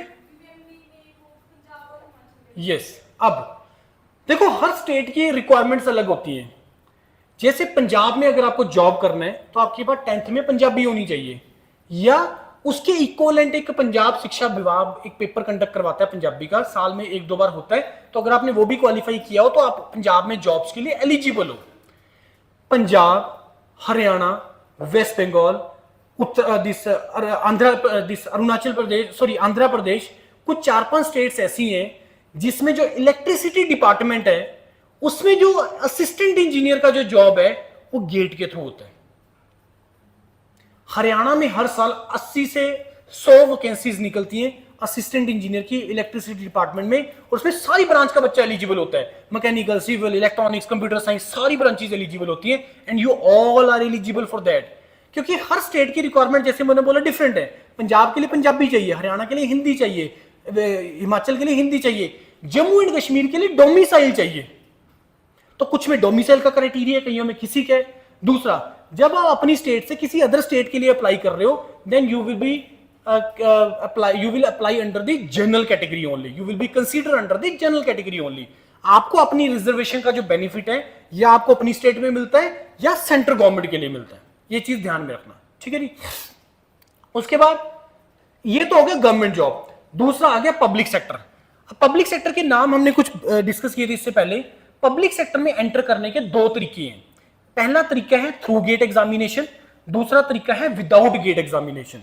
एक है विद गेट, एक है विदाउट गेट। यहां पे मैंने कुछ पब्लिक सेक्टर के नाम लिखे हुए हैं। इसमें बहुत सारे पब्लिक सेक्टर ऐसे हैं जो विदाउट गेट भी है, जो थ्रू गेट एग्जामिनेशन भी है। सबसे पहले पब्लिक सेक्टर गवर्नमेंट में डिफरेंस। पहला तो डिफरेंस हमने डिस्कस कर लिया था शेयरिंग का। दूसरा, यहां पे सैलरी पैकेजेस देखो कितना लिखा हुआ है पब्लिक सेक्टर में, 10 से 18 लाख। पब्लिक सेक्टर को 3 कैटेगरीज में डिवाइड किया हुआ है, महारत्ना, मिनी रत्ना, नवरत्ना। महारत्ना कुछ 12-13 पब्लिक सेक्टर हैं जिसमें सैलरी पैकेजेस 15 से 18 लाख का रहता है। महारत्ना पब्लिक सेक्टर जैसे ONGC, Coal India Limited, NTPC, IOCL, Oil India Limited, उसके बाद आपका मतलब 12-13 है, अभी मेरे को नहीं याद बाकी। तो 12-13 पीएसयू हैं जो महारत्ना कैटेगरी में है, जिसका अब इसका कैसे डिवीजन है ये टर्नओवर के हिसाब से है, राइट। तो टर्नओवर के हिसाब से है। 2 महारत्न पब्लिक सेक्टर है उसमें जो सैलरी पैकेजेस सबसे ज्यादा है 15 से 18 लाख। अच्छा, कंप्यूटर साइंस के लिए PGCL, power grid corporation of India limited, PGCL, जिसमें कंप्यूटर साइंस का रिक्रूटमेंट होता है बहुत ही बल्क में, राइट। तो पब्लिक सेक्टर में पहला डिफरेंस आपका आ गया शेयरिंग का। दूसरा आ गया जॉब सैलरीज का। गवर्नमेंट जॉब में अगर आप being a BTech engineer class 1 gazetted officer जा रहे हो, एज ए असिस्टेंट इंजीनियर जा रहे हो, तो आपका सैलरी कुछ 65,000 के आसपास होता है। 65,000 मतलब तकरीबन 7-8 लाख का पैकेज होता है। पब्लिक सेक्टर के पैकेजेस वहां से स्टार्ट होते हैं। जो कोई भी मिनिमम जो पैकेज कोई भी पब्लिक सेक्टर देता है वो 8-8.5 के आसपास देता है। दूसरा, अदर बेनिफिट्स। गवर्नमेंट जॉब में भी बेनिफिट्स होते हैं, पब्लिक सेक्टर में बेनिफिट्स होते हैं। अगर गवर्नमेंट जॉब पब्लिक सेक्टर में सैलरी ज्यादा है तो ऑब्वियसली उसके अदर बेनिफिट्स भी ज्यादा होंगे। तो that is the reason why जो पब्लिक सेक्टर को लोग ज्यादा मतलब गेट के इतना ज्यादा फेमस होने का बहुत बड़ा रीजन है पब्लिक सेक्टर का रिक्रूटमेंट करना थ्रू द गेट एग्जामिनेशन। ये रीजन था। और 2009-10 के आसपास पब्लिक सेक्टर ने गेट के थ्रू रिक्रूटमेंट करना स्टार्ट किया था। उससे पहले सारे पब्लिक सेक्टर अपना टेस्ट लेते थे। अभी भी बहुत सारे पब्लिक सेक्टर हैं जो अपना टेस्ट लेते हैं। तो गेट इसमें थ्रू एंट्री करने के 2 तरीके, through GATE examination, without GATE examination. अब इसमें कुछ मैं नाम बता रहा हूं, ये कुछ एक लिखे हुए हैं। 250 प्लस पब्लिक सेक्टर है। सबसे पहले एचएएल, कौन सा है ये एचएएल? एचएएल कौन सा पब्लिक सेक्टर है?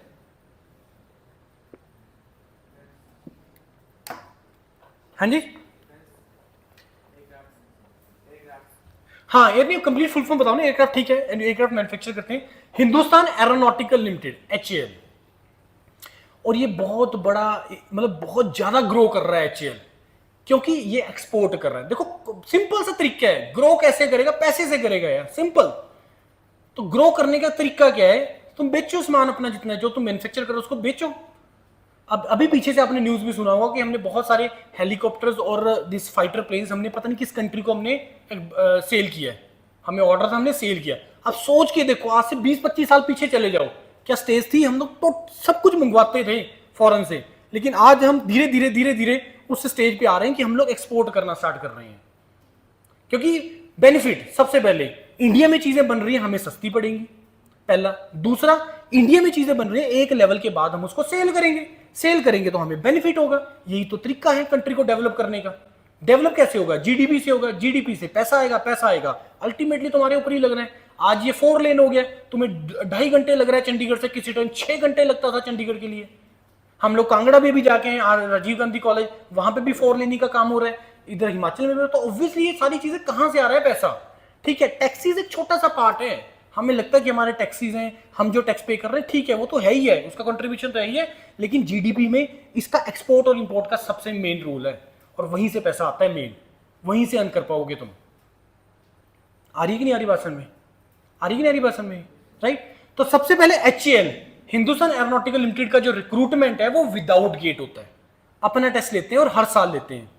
ISRO विदाउट गेट, ISRO बहुत अच्छा ग्रो कर रहा है, बहुत अच्छा कंट्रीब्यूट कर रहा है, क्योंकि ISRO का मेन काम क्या है, सैटेलाइट लॉन्च करना।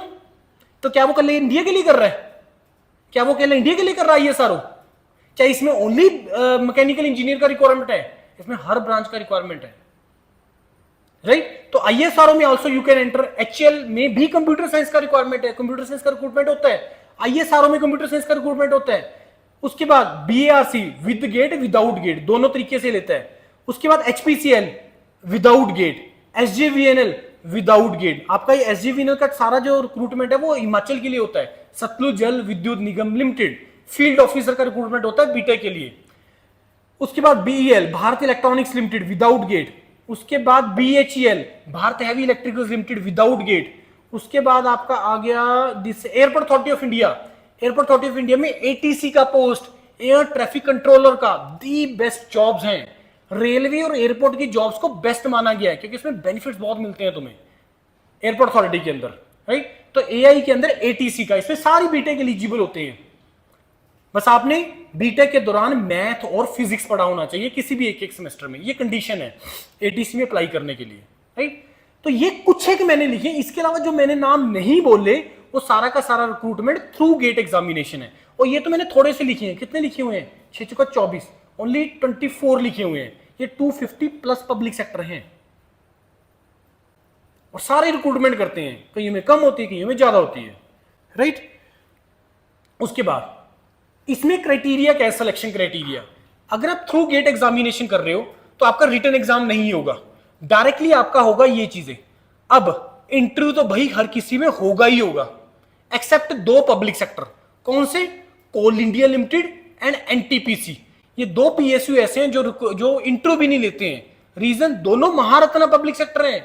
Reason, Coal India, NTPC thermal power plant से रिलेटेड है, एक कोल से रिलेटेड है। तो जो आपका जॉब पोस्टिंग होता है उसमें इश्यूज आते हैं और आपको हेल्थ रिलेटेड इश्यूज आते हैं। तो लोग इसको जितना ज्वाइन करते हैं उतना छोड़ते भी हैं इसको, क्योंकि हेल्थ इश्यूज रहते हैं।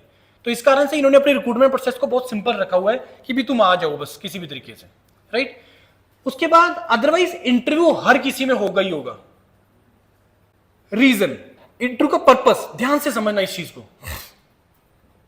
जॉब 3 ही तरीके का जॉब है, एक प्राइवेट है, एक गवर्नमेंट है और एक पब्लिक सेक्टर है। अगर ये कंट्री में कंट्रीब्यूशन है ना किसी का, इन तीनों में से किसके, आपको क्या लगता है सबसे ज्यादा contribution? Private and public sector. Private और पब्लिक सेक्टर का मेन कंट्रीब्यूशन है इस कंट्री के अंदर ग्रोथ के लिए। आप मेरे को कोई ऐसा गवर्नमेंट सेक्टर बता दो कि सर ये बहुत अच्छा कर रहा है और कमा के दे रहा है और ग्रो कर रहा है, उसका बहुत बड़ा ग्रोथ में कंट्रीब्यूशन है, कोई नहीं है, एक भी नाम नहीं ले पाओगे आप। लेकिन मेन प्राइवेट और पब्लिक सेक्टर है। अब पता है क्यों कर रहे हैं कंट्रीब्यूशन, क्यों है कंट्रीब्यूशन?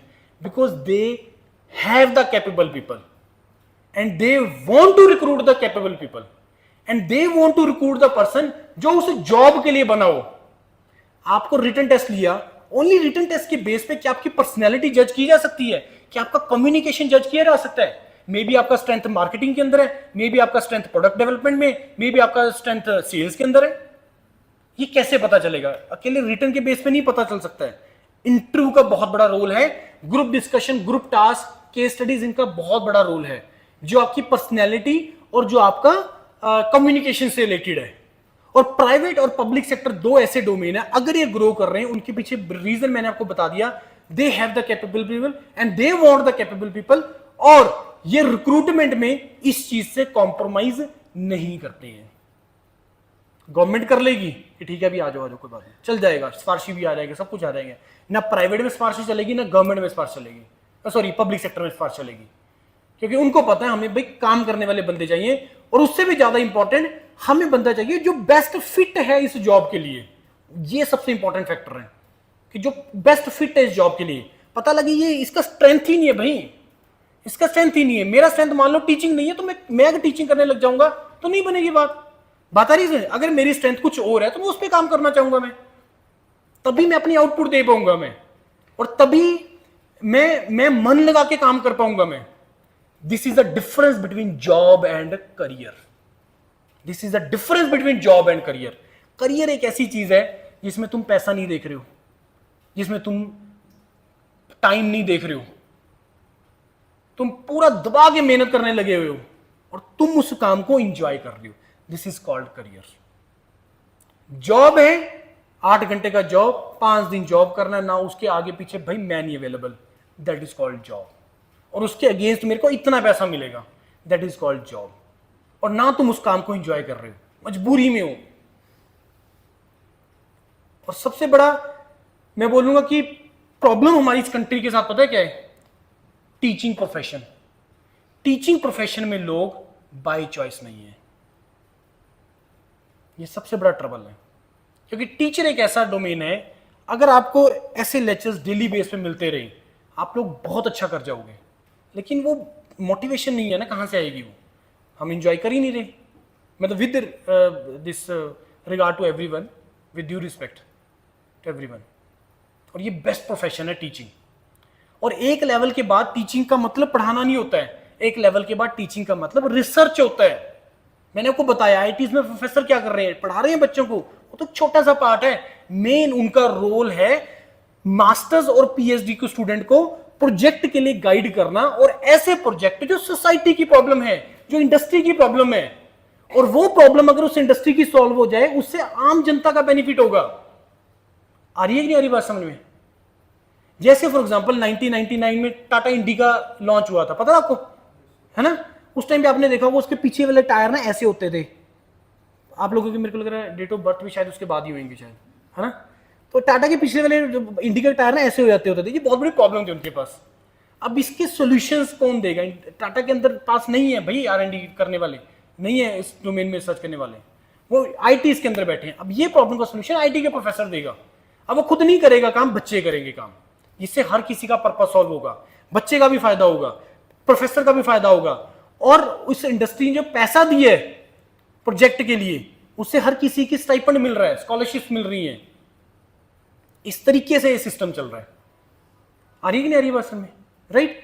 तो दूसरा तरीका पब्लिक सेक्टर में एंटर करने का, that is the without gate.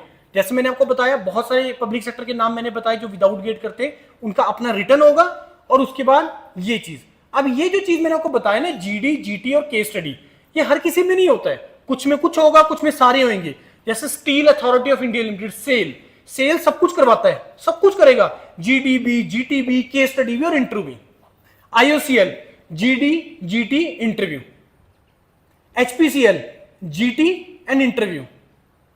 Coaching shipyard limited, GD, case study and interview. तो किसी में कोई रिक्वायरमेंट प्रोसीजर है सिलेक्शन का, किसी में कुछ है। बात आ गई समझ में?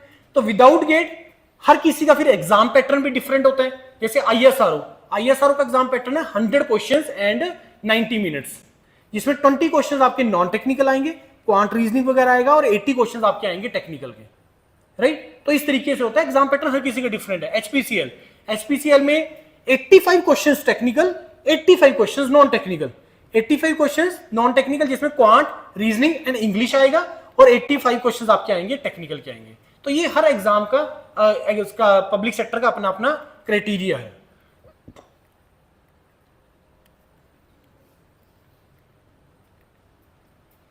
हायर स्टडीज, हायर स्टडीज में आपके पास 3 डोमेन है, एक है एमटेक, एक है एमएस, एक है डायरेक्ट पीएचडी। एमटेक 2 साल का प्रोग्राम, एमएस 3 साल का प्रोग्राम। दोनों में डिफरेंस क्या है? एक तो एमटेक 2 साल का, एमएस 3 साल का। उसके बाद स्टाइपेंड दोनों में बराबर है, 12,400 रुपए पर मंथ। उसके बाद एमटेक में जो रिसर्च वर्क है वो 1 ईयर का होता है, एमएस में जो रिसर्च वर्क है वो 2 ईयर्स का होता है, और पीएचडी में जो रिसर्च वर्क है वो 5 ईयर्स का होता है। That is the reason why यहां पे जो आपको असिस्टेंटशिप मिल रही है वो ज्यादा है, क्योंकि आपको ज्यादा लंबे टाइम के लिए सर्वाइव करना है। और एक चीज दिमाग में रखना, जब हम हायर स्टडीज की बात करते हैं ना, तो 2-3 चीजें दिमाग में आती हैं। पहला कि अगर मैंने हायर स्टडीज करनी है तो मेरे पास ओनली टीचिंग ऑप्शन है, ये दिमाग से निकाल दो, ये एक ऑप्शन है। आज के टाइम पे इंडस्ट्रीज की नीड है स्पेशलाइज्ड पर्सन, पैसे की कमी नहीं है इंडस्ट्रीज के पास, पहला। दूसरा, जब हम हायर स्टडीज की बात करते हैं तो हमें ये लगता है कि हमें बहुत ज्यादा, मैं बीटेक करके थक गया सर, 21 साल हो गए पढ़ते हुए, और नहीं मेरे को हायर स्टडीज करनी है, ये आते हैं हर किसी के दिमाग में। लेकिन बिलीव मी फ्रेंड्स, अभी तक जो आप लोगों ने किया है ना, अभी तक आप लोग, इसके बाद का जो स्टेज है, इसके बाद का जो डिसीजन आप लोगे बीटेक करने के बाद, वो आपकी जिंदगी डिसाइड करेगा। अभी तक जो आपने किया उसके बेस पे कुछ नहीं होने वाला, बिलीव मी, अनटिल अनलेस कि आपने बीटेक बहुत रिप्यूटेड कॉलेज से किया होता या आपके साथ एक ब्रांडिंग जुड़ा होता। उसका ब्रांडिंग का मतलब भी मैं तुम्हें समझाऊंगा कि ब्रांडिंग का मतलब क्या होता है। लेकिन इसके बाद वाले आने वाले जो 4-5 साल है ना, ये तुम्हारे लिए बहुत इंपॉर्टेंट है, बहुत क्रूशियल है, क्योंकि जो तुम आने वाले अगले 4-5 साल में करोगे वही तुम्हारी आने वाली 30-35 साल एवरेज एज के हिसाब से डिसाइड करेगा। अगर तुमने अगले 3-4-5 साल मेहनत किया, अच्छे करियर के लिए प्रोसीड किया, तो तुम्हें बहुत पैसा है, कोई लिमिट ही नहीं है, दुनिया घूम लोगे, सब कुछ कर लोगे। लेकिन अगर तुमने जल्दी जल्दी में कोई डिसीजंस लिए तो फंस जाओगे, फिर बहुत मुश्किल हो जाएगा निकलना वहां से। फिर होगा क्या, 5-7 साल के बाद, 8-10 साल के बाद आपके कुलीग मिलेंगे, जूनियर्स मिलेंगे जो बहुत अच्छा करके बैठे होंगे, और फिर हमें सिर्फ रिग्रेट होगा कि यार काश मैंने किया होता उस टाइम पे। या दिमाग से और कुछ नहीं निकलता, मुंह से सिर्फ एक ही चीज निकलती है, काश मेरे को किसी ने बताया होता उस टाइम पे। ये आता है, पता होता था, किया नहीं, लेकिन हम लोग एक ईगो डिफेंस मैकेनिज्म के अंदर बोलते हैं कि काश मेरे को किसी ने बताया होता, मेरे को तो पता ही नहीं था उस टाइम पे कि ऐसा भी कुछ होता है। तो इसको ईगो डिफेंस मैकेनिज्म बोलते हैं कि हम अपनी गलती नहीं मानेंगे, ह्यूमन नेचर है, हम कुछ और ही बोल देंगे। तो आने वाले जो 4-5 साल है फ्रेंड्स, इसको बहुत अच्छे तरीके से डिसाइड करके चलना कि अगले 4-5 साल करना क्या है मैंने। And this is the best option for you, the higher studies. इससे बेस्ट ऑप्शन कोई नहीं है। दूसरा चीज, जॉब करने का जल्दी मत करना। जॉब करने के लिए पूरी लाइफ पड़ी है। जॉब में तब तक एंटर मत करना जब तक तुम्हारे पास स्किल नहीं है और वो उस स्किल की मार्केट में रिक्वायरमेंट नहीं है। क्योंकि अगर तुम विदाउट स्किल जाओगे मार्केट के अंदर, तुम्हें नहीं पैसा देगा उतना जितना तुम मे भी डिजर्व करते हो या जितना तुमने सोचा हुआ कि मेरे को इतना चाहिए विदाउट स्किल। तो पहला सबसे इंपॉर्टेंट चीज है स्किल एक्वायर करना। दूसरा इंपॉर्टेंट चीज है ब्रांडिंग। अगर विदाउट ब्रांडिंग तुम जॉब में एंटर कर रहे हो, आपके ऊपर कोई इन्वेस्टमेंट नहीं करेगा, क्योंकि जो आपको जो सैलरी होती है ना, वो इन्वेस्टमेंट होती है उस इंडस्ट्री की। अगर आपको कोई 25 लाख, 30 लाख, 40 लाख, 50 लाख का पैकेज देगा ना कोई, तो वो ये सोच के चलेगा कि ये मेरे को कम से कम 4 गुना कमा के देगा। वो इन्वेस्टमेंट होती है उस इंडस्ट्री के लिए, क्योंकि वो 40 लाख जो आपको पैकेज कोई देगा, वो हर किसी को नहीं देगा 40 लाख। वो 1-2 कोई देते हैं किसी भी कॉलेज में, जो उनको लगता है कि यस ये पर्सन है जो मे बी इस चीज के लिए बना है और जो कर दे मेरी प्रॉब्लम को सॉल्व। आ रही है कि नहीं आ रही बात समझ में? So this is the domain. ये तरीका है उसको करने का, हायर स्टडीज। अब मेरे को कोई ये बता सकता है कि ये जो आपको 12,400 या ये जो असिस्टेंटशिप आपको मिल रही है, ये कहां से आ रही है? हाँ जी, हाँ, कोई और बता सकता है कहां से आ रही है? क्या आपके टैक्सेस का पैसा है? क्या आपके पेरेंट्स के टैक्सेस का पैसा है? नहीं, जो मैंने बात किया, जो इंडस्ट्रीज के जो प्रोजेक्ट आते हैं ना आईटीज के प्रोफेसर के पास, उस प्रोजेक्ट का जो पैसा है ये वो होता है। कोई आपको कोई कंट्री पढ़ने के पैसे नहीं देगी। क्यों देगी भाई तुम्हें पढ़ने के पैसे? खुद सोच के देखो, एमटेक करने का क्यों दे रहा तुम्हें कोई पैसा? तुम्हें पैसा इसलिए मिल रहा है सो दैट कि तुम अपना सर्वाइवल कर सको, तुम सस्टेन कर सको। लेकिन कहां से आ रहा पैसा? तुम उसके अगेंस्ट काम कर रहे हो। जो तुम प्रोफेसर के साथ प्रोजेक्ट में काम कर रहे हो वो प्रॉब्लम है कि इंडस्ट्री की, इसका उसने सॉल्यूशन देना है निकाल के, वो चीज है। आ रही कि नहीं आ रही बात समझ में? तो ये असिस्टेंटशिप आपको वहां से मिल रही है। दिस इज स्कॉलरशिप नहीं है, ये असिस्टेंटशिप है, जिसको रिसर्च असिस्टेंटशिप बोलते हैं हम लोग। आरए एक टीचिंग असिस्टेंटशिप होती है। एमटेक के अंदर जो आपको असिस्टेंटशिप मिलती है वो टीचिंग असिस्टेंटशिप मिलती है, जहां पे जब आप एमटेक कर रहे हो तो बीटेक के बच्चों के मे बी लैब्स में भी कुछ पेपर चेक कर रहे हो या कुछ भी कर रहे हो, ट्यूटोरियल्स ले रहे हो, कुछ भी कर रहे हो, ठीक है जी। तो ये होता है आपका, यहां से आपको पैसा मिल रहा है। तो higher studies is the best option, go for it. क्यों हायर स्टडीज जाना है इसके बारे में भी हम डिस्कस करेंगे। Next, management. मैनेजमेंट में आपके पास एक तो मैंने आपको बताया कि you can do the MBA from the IIMs, you can also enter into the IIMs through this GATE examination. आप गेट एग्जाम से भी आईएम्स में एंटर कर सकते हो, and that programme is known as the FPM programme, fellowship programme in management. ये 3 से लेके 5 साल का प्रोग्राम होता है और इसमें 25,000 से लेके 35,000 रुपए पर मंथ का असिस्टेंटशिप मिलता है। क्योंकि दुनिया के अंदर कोई भी रिसर्च प्रोग्राम जो है वो बिना असिस्टेंटशिप के होता ही नहीं है, क्योंकि तुम्हें एक प्रोजेक्ट पे काम करना होता है वहां पे, तो वो असिस्टेंटशिप आपको उस प्रोजेक्ट के फंडिंग से मिल रही है, राइट। उसके बाद each and every IT, each and every NIT is having the management courses. Now I am going to tell you कि अगर आप आईएम से एमबीए कर रहे हो कैट के बाद, या किसी भी कॉलेज से एमबीए कर रहे हो, और जब आप आईआईटीज या एनआईटी से मैनेजमेंट कोर्स कर रहे हो, तो दोनों में डिफरेंस क्या है? देखो, जब आप आईएम से एमबीए के लिए जाओगे तो सारे ग्रेजुएट्स एलिजिबल है उसके लिए, right. All graduates eligible, BA वाला भी, बीएससी वाला भी, बीटेक वाला भी कैट का एग्जाम लिख रहे हैं ना, एमबीबीएस वाला भी कैट का एग्जाम लिख रहे हैं, सभी एमबीए के लिए जा रही है। वहां पे स्पेशलाइजेशंस क्या होती हैं? HR, marketing, sales, finance, accounts, ये स्पेशलाइजेशंस होती हैं। लेकिन जब आप गेट के थ्रू आईआईटीज में एंटर कर रहे हो, और गेट किसने लिखा है? इंजीनियर ने लिखा हुआ है, कोई भी ब्रांच का इंजीनियर लिख ले, और जब वो इंजीनियरिंग वाला जा रहा है गेट के थ्रू आईआईटीज के अंदर मैनेजमेंट कोर्स के लिए जा रहा है, तो स्पेशलाइजेशन क्या होती है? Supply chain management, industrial management. तो मतलब ये जो आपका प्रोफाइल होता है वो मैनेजरियल नहीं होता है, वो टेक्नो मैनेजरियल हो जाता है। और वही जो आपकी कोर कंपनी में भी टीसीएस, इन्फोसिस, जो आपको बीटेक के लिए प्लेसमेंट के लिए आ रही है, वही कंपनी वहां पे मैनेजमेंट कोर्सेज के लिए भी जा रही है। क्योंकि ऐसा तो है नहीं कोई भी इंडस्ट्री के अलग वर्कर से चल जाएगा, मैनेज करने के लिए तो चाहिए ना लोग, कि अगर ये 10 लोग हैं इसके ऊपर एक बंदा चाहिए, ऐसे 10 लोग हैं इसके ऊपर एक बंदा चाहिए, ऐसे 10 लोग हैं इसके ऊपर एक बंदा चाहिए, और ये जो 3 बंदे होंगे इसके ऊपर एक बंदा चाहिए। हिरार्की बोलते हैं इसको हम लोग। आपके कॉलेज में हिरार्की, डायरेक्टर प्रिंसिपल हैं, फिर हर कॉलेज उसके एचओडीज हैं, फिर कोऑर्डिनेटर्स हैं, फिर टीचर्स हैं, फिर स्टूडेंट्स हैं, ऐसी है ना हिरार्की, ऐसी होती है ना हिरार्की। अब जैसे जैसे तुम टॉप लेवल की तरफ जाओगे, मैनेजरियल स्किल्स रिक्वायर्ड है, मैनेजमेंट करनी है आपको। अब वही कंपनी जो वहां पे आ रही है आपके रिक्रूटमेंट के लिए बीटेक पे या एमटेक लेवल पे, वही कंपनी मैनेजमेंट कोर्स के लिए भी आ रही है प्लेसमेंट के लिए। और आपको क्या लगता है कि एमटेक स्टूडेंट को का सैलरी पैकेज ज्यादा होता होगा या मैनेजमेंट वाले का सैलरी पैकेज ज्यादा होता है? किसका होता होगा ज्यादा पैकेज? मैनेजमेंट वाले का। क्यों? क्योंकि वहां पे तुमने लोगों से काम लेना है, काम लेने के पैसे ज्यादा होते हैं, काम करने के पैसे ज्यादा नहीं होते हैं। काम करना तो बहुत आसान है, काम करवाना सबसे बड़ा चैलेंज है। किसी से काम करवाना सबसे बड़ा चैलेंज है, काम करना चैलेंज नहीं है, खुद काम करना बहुत आसान है। अगर मेरे को प्रेजेंटेशन के लिए आना हो कोई दिक्कत ही नहीं है, लेकिन मेरे को अगर 5 जगह पे अलग अलग जगह पे भेजना होगा, मेरे को पक्का पता किसी ने सुबह सुबह मेरे को फोन कर देना है, सर मैं बीमार हो गया, सर मैं जा नहीं सकता। ये ऐसे चैलेंजेस आते हैं मैनेजमेंट लेवल पे।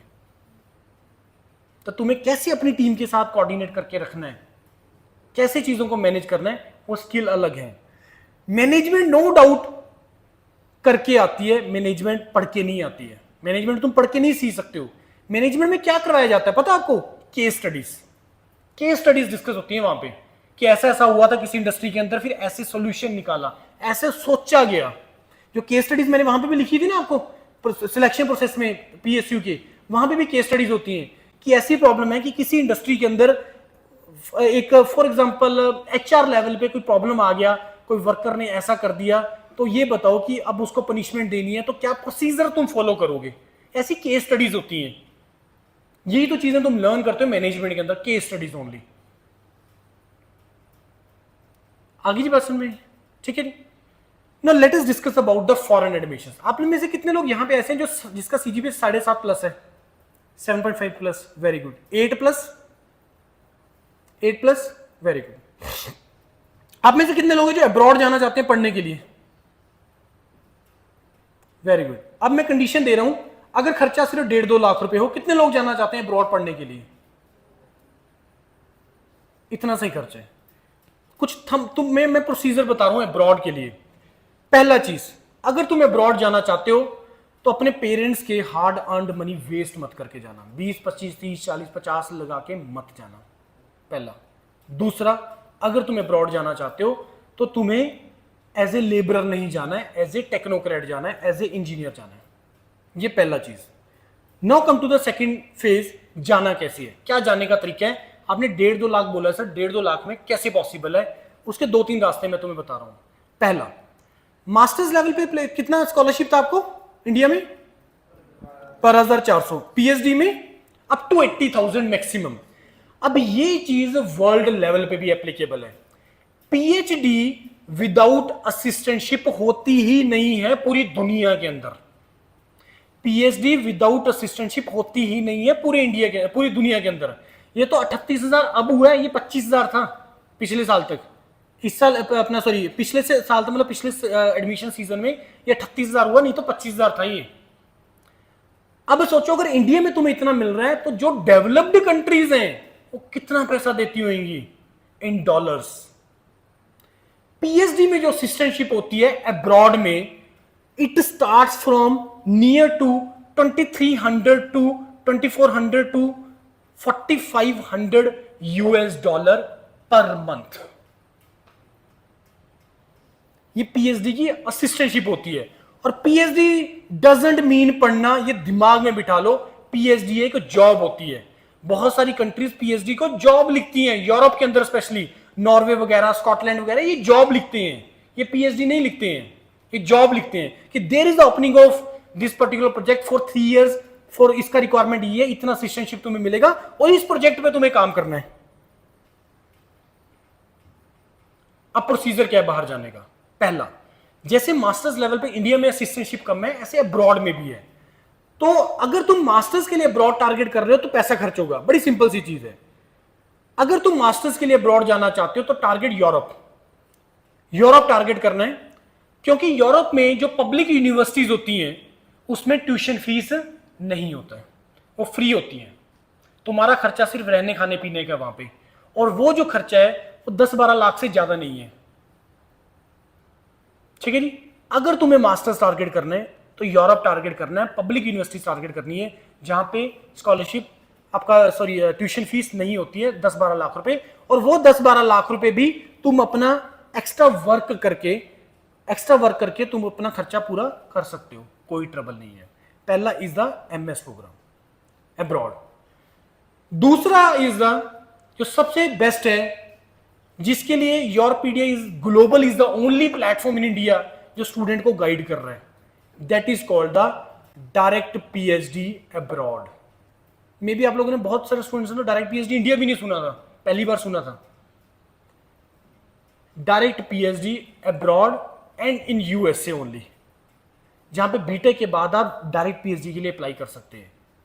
तीसरा कैसे होती है वो मैं बताता हूं, कैसे मिलेगा वो। तीसरा, do masters from India and go for the PhD abroad, क्योंकि मास्टर्स इंडिया से करने का कोई खर्चा नहीं आएगा तुम्हारा, 12,400 रुपए मिल रहे हैं, इससे तुम्हारा खर्चा पूरा हो जाएगा। And go for the PhD abroad, क्योंकि पीएचडी विदाउट स्कॉलरशिप होती ही नहीं है। कम से कम 2,300 यूएस डॉलर पर मंथ का स्कॉलरशिप है, मिनिमम बोल रहा हूं मैं तुम्हें। और तुम्हारा वहां पे जो रहने का खर्चा है मैक्सिमम $1,500 है, 1,200 से $1,500।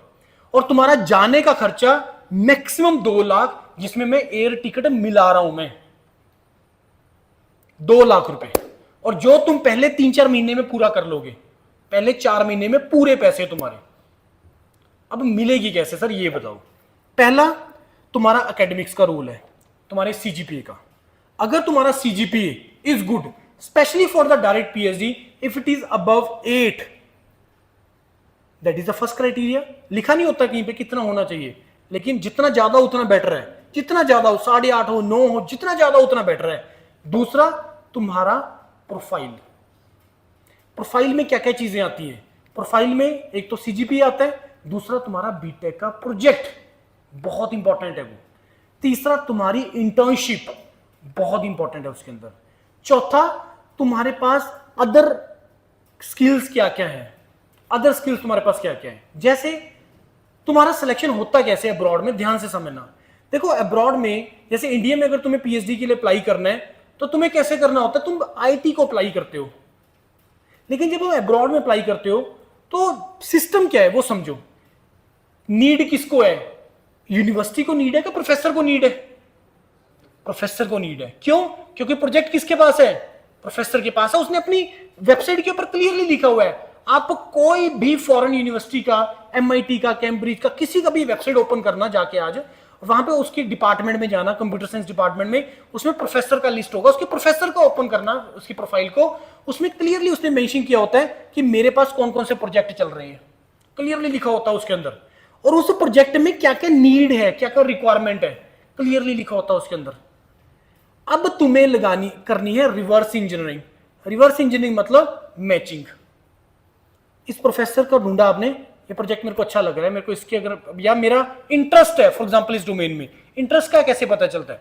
जब तुम अपना बीटेक कर रहे हो तो बीटेक में कुछ सब्जेक्ट तुम्हें ऐसे मिलते हैं जिसमें तुम्हें करके मजा आता है, जिसको तुम करके एंजॉय करते हो, जब कभी भी पढ़ सकते हो। आज मैं तुम्हें बोलूंगी सर तुम्हारा भाई बच्चे, तुम्हारा फेवरेट सब्जेक्ट कौन सा? ये है सर। अभी बुक लाऊं, पढ़ने लग जाओगे? हाँ सर मैं पढ़ने लग जाऊंगा मैं। ऐसे होते हैं हमारे कुछ फेवरेट सब्जेक्ट।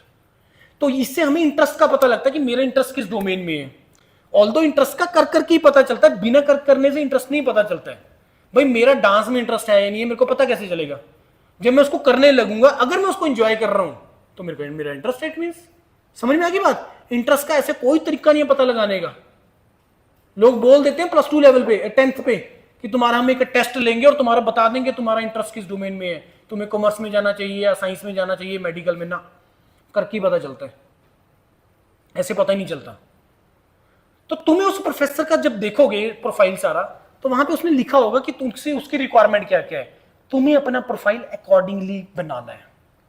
अब यहाँ पे थोड़ा मैनिपुलेशन करना पड़ता है, चीजों को अकॉर्डिंगली लिखना पड़ता है, चाहे बाद में तुम उसको लर्न करो। उसने लिखा है कि मेरे को ये लैंग्वेज आनी चाहिए, आपको सपोज जावा, मेरे को नहीं पता, to be very frank, I am from mechanical background, तो तुम्हें भाई जावा आना चाहिए फॉर एग्जांपल। तो तुमने जावा नहीं आता तुम्हें, अब तुम करोगे क्या? लेकिन तुम्हें उसका प्रोजेक्ट अच्छा लग रहा है, तुम अप्लाई करना चाहते हो उसके अंडर, तो तुम अपना स्टेटमेंट ऑफ पर्पस, अपना जो कवर लेटर है वो अकॉर्डिंगली बना दोगे कि मेरे को आता है भी जावा।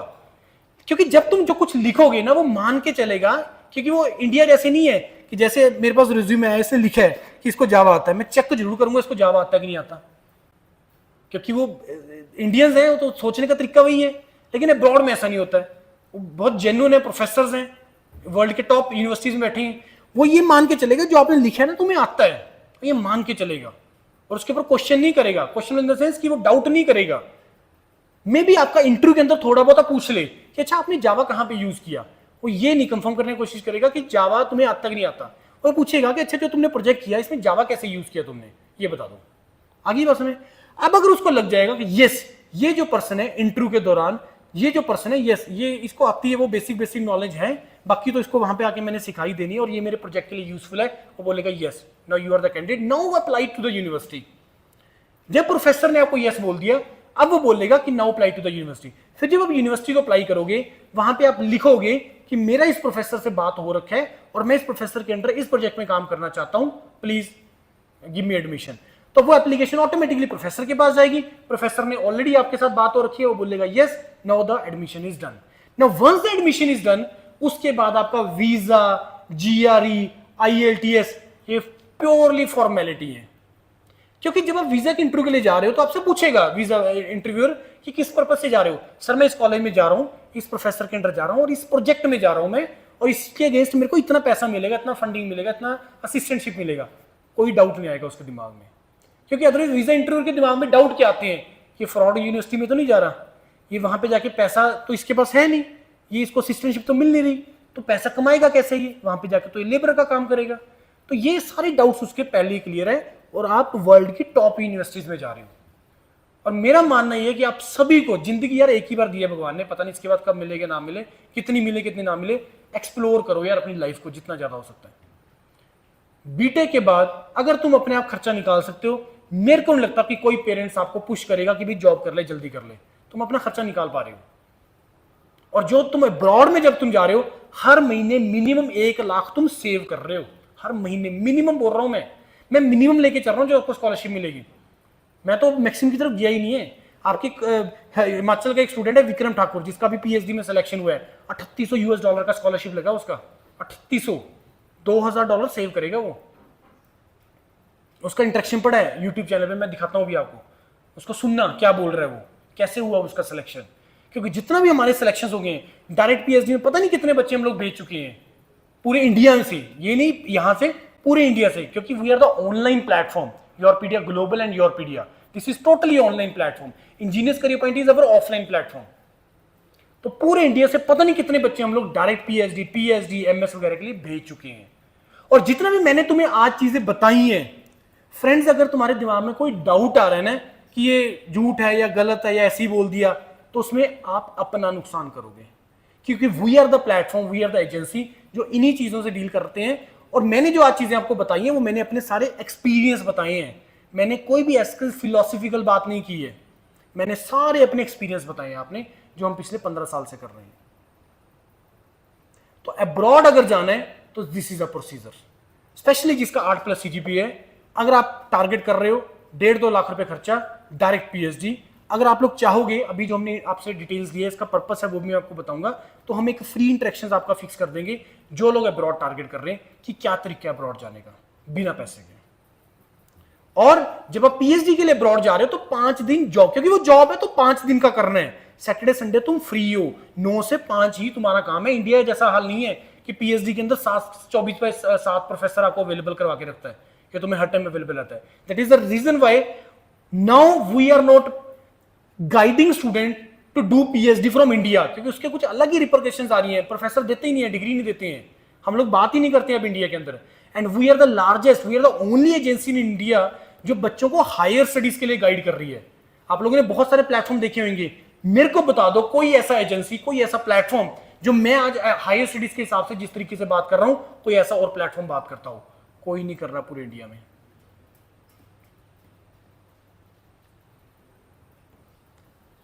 कोई टाइम था 2014-15 के आसपास, हमने डायरेक्ट पीएचडी आईआईटी में बहुत बच्चे भेजे, लटका दिया उनको बहुत ज्यादा।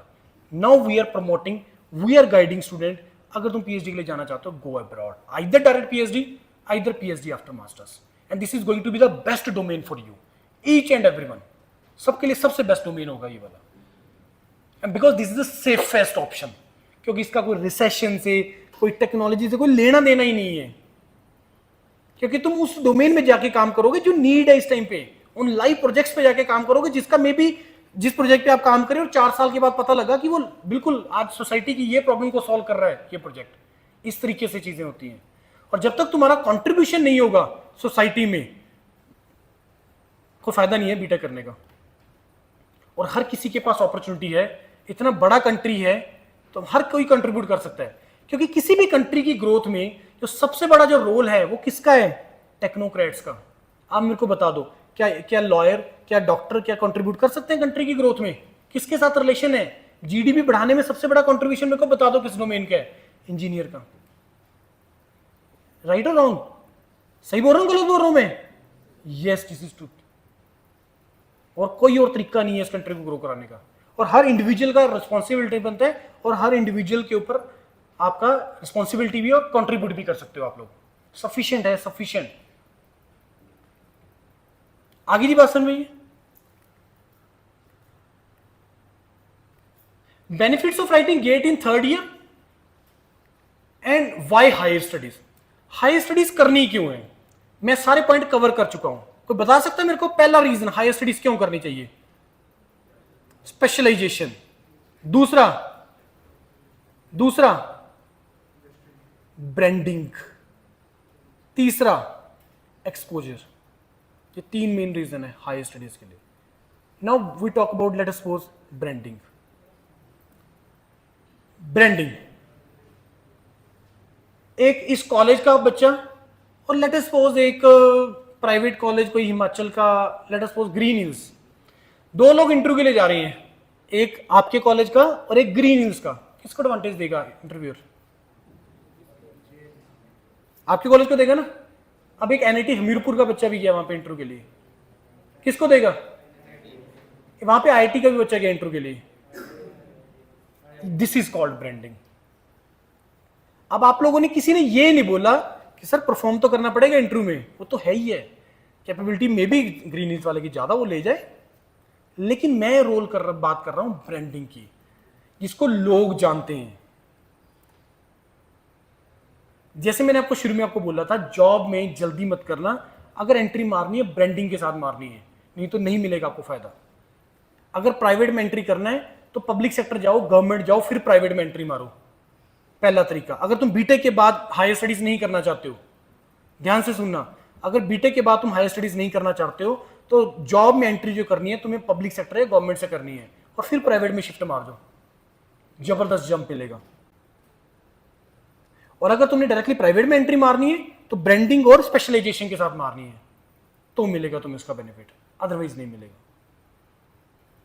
आ रही है बात समझ में? नहीं आ रही है? राइट। अब हायर स्टडी मैंने बताया, थर्ड ईयर में गेट देने का बेनिफिट। अभी आप लोग, अभी गेट का फॉर्म चल रहे हैं, भरा है किसी ने अभी तक? भरा है किसी ने अभी तक? भरना चाहते हो?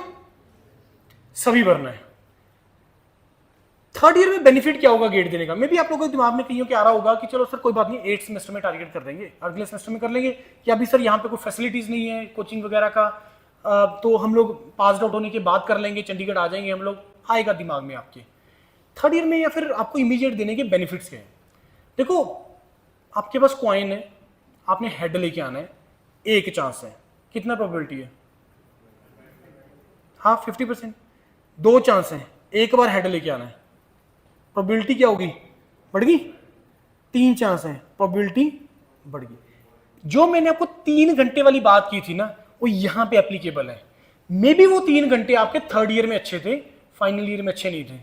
मे बी वो 3 घंटे आपके फाइनल ईयर में अच्छे थे, थर्ड ईयर में अच्छे नहीं थे। तो तुम्हारा जो चांस बढ़ गए तुम्हारे, इससे पहले तुम बीटेक पास आउट करो, या बीटेक के पास आउट के बाद फर्स्ट अटेम्प्ट दो, वो थर्ड अटेम्प्ट और विद एक्सपीरियंस तुम जा रहे हो वहां पे, तो तुम्हें बेनिफिट ये मिलेंगे कि आपके पास चांस बढ़ जाएंगे।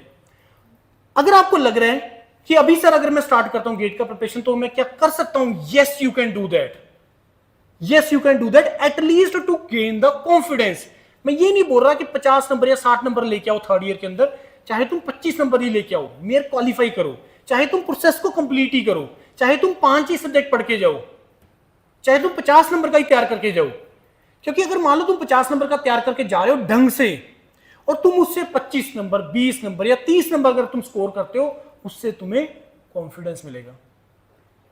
क्योंकि अगर कोई एक प्लेयर अगले मैच में जाने से पहले, फाइनल मैच में जाने से पहले, उससे पिछले मैच में अगर कोई अच्छा परफॉर्म करता है तो विद कॉन्फिडेंस जाता है, वहां पे उसकी प्रोबेबिलिटी बढ़ जाती है अच्छा परफॉर्म करने की, क्योंकि पिछला मैच अच्छा खेल के आया है। ऐसी होती है ना चीजें, इसको फॉर्म बोलते हैं बेसिकली हम लोग। तो तुम्हें अपना मोमेंटम बना के रखना अच्छे तरीके से, और कॉन्फिडेंस एक बहुत बड़ी चीज है। अगर तुम विद कॉन्फिडेंस बैठे हो, 5-7 क्वेश्चन अच्छे, मतलब जो गलत कर सकते थे वो सही कर दिए, या अगर तुम प्रेशर में बैठे हो तो 5-7 क्वेश्चन जो तुम सही कर सकते हो तो उसको गलत कर दिए, और इतने से डिफरेंस क्रिएट हो जाता है। आगे की बात समझ में? तो थर्ड ईयर में तुम्हें देने चाहिए, क्या करो, 4-5 सब्जेक्ट पकड़ो, 45-50 नंबर का तैयार करो, इससे ज्यादा मत करो। और अभी हम लोग एक प्लान कर रहे हैं नेशनल लेवल पे, पूरे इंडिया लेवल पे, उन स्टूडेंट्स के लिए जिन्होंने अभी तक स्टार्ट भी नहीं किया प्रिपरेशन करना। तो हम लोग एक फ्री लगा लीजिए, बहुत चीप लगा लीजिए, एक फ्री मॉड्यूल का प्लान हम लोग कर रहे हैं, जिसमें हम लोग आपको 45 से 50 नंबर का तैयार करवाएंगे, और इतना का करवा देंगे जितना क्वालिफाई कर जाए। वो भी हम लोग प्लान कर रहे हैं, और वो पूरे इंडिया लेवल पे होगा, वो योरपीडिया प्लेटफॉर्म पे होगा, और वो ऑनलाइन होगा, कहीं पे आने जाने की जरूरत नहीं आएगी। क्योंकि अगर तुमने उसको ढंग से कर लिया तो तुम्हें कॉन्फिडेंस मिल जाएगा अगली बार के लिए। क्योंकि बिलीव मी फ्रेंड्स, यहां से बीटेक करने के बाद मेरे को डाउट है कि क्या करियर मिलेगा तुम्हें, मेरे को डाउट है, ये खुद अपने आप को क्वेश्चन पूछ लेना। और आपको अपने करियर के बारे में खुद सोचना है, ना तुम्हारे पेरेंट्स के ऊपर कोई डिपेंडेंसी रखना, ना कॉलेज के ऊपर डिपेंडेंसी रखना। आपको अपने करियर के बारे में खुद सोचना है, कोई और नहीं सोचेगा। पेरेंट पैसा लगा देगा, कॉलेज ने आपको प्लेटफॉर्म दे दिया, बीटेक का डिग्री दे देगा, that is sufficient, that is sufficient to prepare for the next things. इतनी बात समझ में आ रही है? तुम्हें अपने करियर के बारे में खुद सोचना है। यस, हाँ ये प्लीज, तुम्हें अपने करियर के बारे में खुद सोचना है। तो थर्ड ईयर में बेनिफिट तुम्हें बताए, हायर स्टडीज क्यों? हमने 2 गेट पेपर की बात करी थी। आपको पता है कि आप 2 गेट के पेपर दे सकते हो, दूसरा गेट का पेपर कौन सा दे सकते हो? कंप्यूटर साइंस का ये कोड है CS। अब दूसरा गेट का पेपर तुम ये सारे इन सभी में से कोई एक दे सकते हो। देखो गेट का पेपर देने को तुम कोई भी ब्रांच से दे लो, कोई फर्क ही नहीं पड़ रहा। गेट का पेपर देने का कोई एलिजिबिलिटी क्राइटेरिया नहीं होता है। एलिजिबिलिटी क्राइटेरिया होता है जब तुम आगे अप्लाई करते हो, उसमें क्राइटेरिया होता है। पहला, अगर तुम पब्लिक सेक्टर टारगेट कर रहे हो थ्रू गेट एग्जामिनेशन, तो तुम्हें गेट कंप्यूटर साइंस से लिखना है, तो तुम्हें गेट कंप्यूटर साइंस से लिखना है, ये ध्यान में रखना। क्योंकि जो अदर पेपर्स हैं ये वाले, ये आपको हेल्प करेंगे हायर स्टडीज के लिए। अब ये कौन कौन से पेपर है मैं बता रहा हूं। सबसे पहले DA, पिछले साल ही स्टार्ट हुआ है, get in data science and artificial intelligence, कि अगर आप लोगों में से कोई अपनी स्पेशलाइज्ड डोमेन डाटा साइंस और AI में जाना चाहता है तो आप लोग गेट DA का पेपर दे सकते हो। गेट DA ये पिछले साल ही स्टार्ट हुआ है। लेकिन अगर मैं आपको बताऊं कि सर क्या इसको अलग से देने से कुछ बच्चे को बेनिफिट हुआ, तो नहीं हुआ।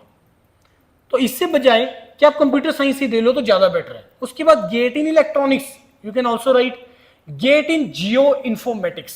हाँ, एक और ब्रांच है जियो इन्फॉर्मेटिक्स में स्पेशलाइजेशन, ये IIT खड़गपुर में है, IIT बॉम्बे में है, IIT कानपुर में भी है शायद। जियो इन्फॉर्मेटिक्स शायद आप लोगों ने पहली बार सुनी हो ये ब्रांच।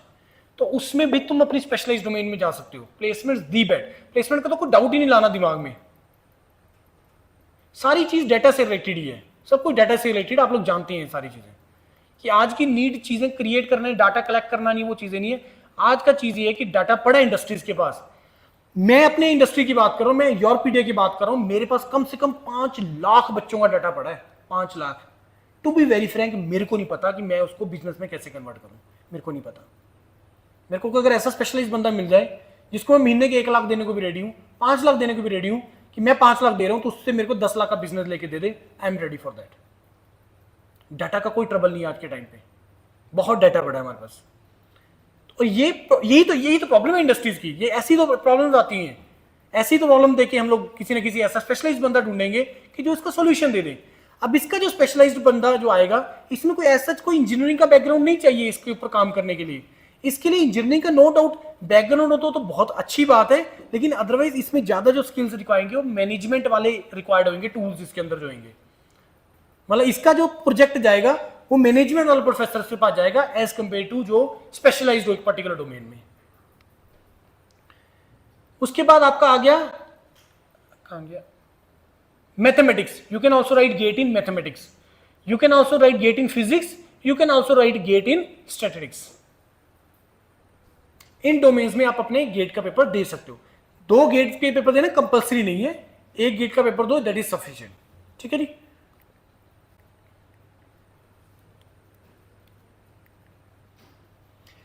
प्रिपरेशन स्ट्रेटेजी बहुत सिंपल है, मैंने आपको कवर भी किया था इससे पहले। प्रिपरेशन स्ट्रेटेजी बहुत सिंपल है, जितना हो सके चीजों को सिंपल रखना जरूरी है। कोई भी काम करने से पहले, अगर आपने हिंदुस्तान एरोनॉटिकल लिमिटेड टारगेट किया एग्जाम या इसरो एग्जाम टारगेट किया है, सबसे पहला मैंने आपको चीज बताया था क्या करना है, प्रीवियस ईयर पेपर को एनालिसिस। क्योंकि वहीं से तुम्हें पता लगेगा कि आपको किस डायरेक्शन में पढ़ना है। गेट का पेपर डिफिकल्ट है, कितने बच्चों को लगता है कि गेट का पेपर डिफिकल्ट है?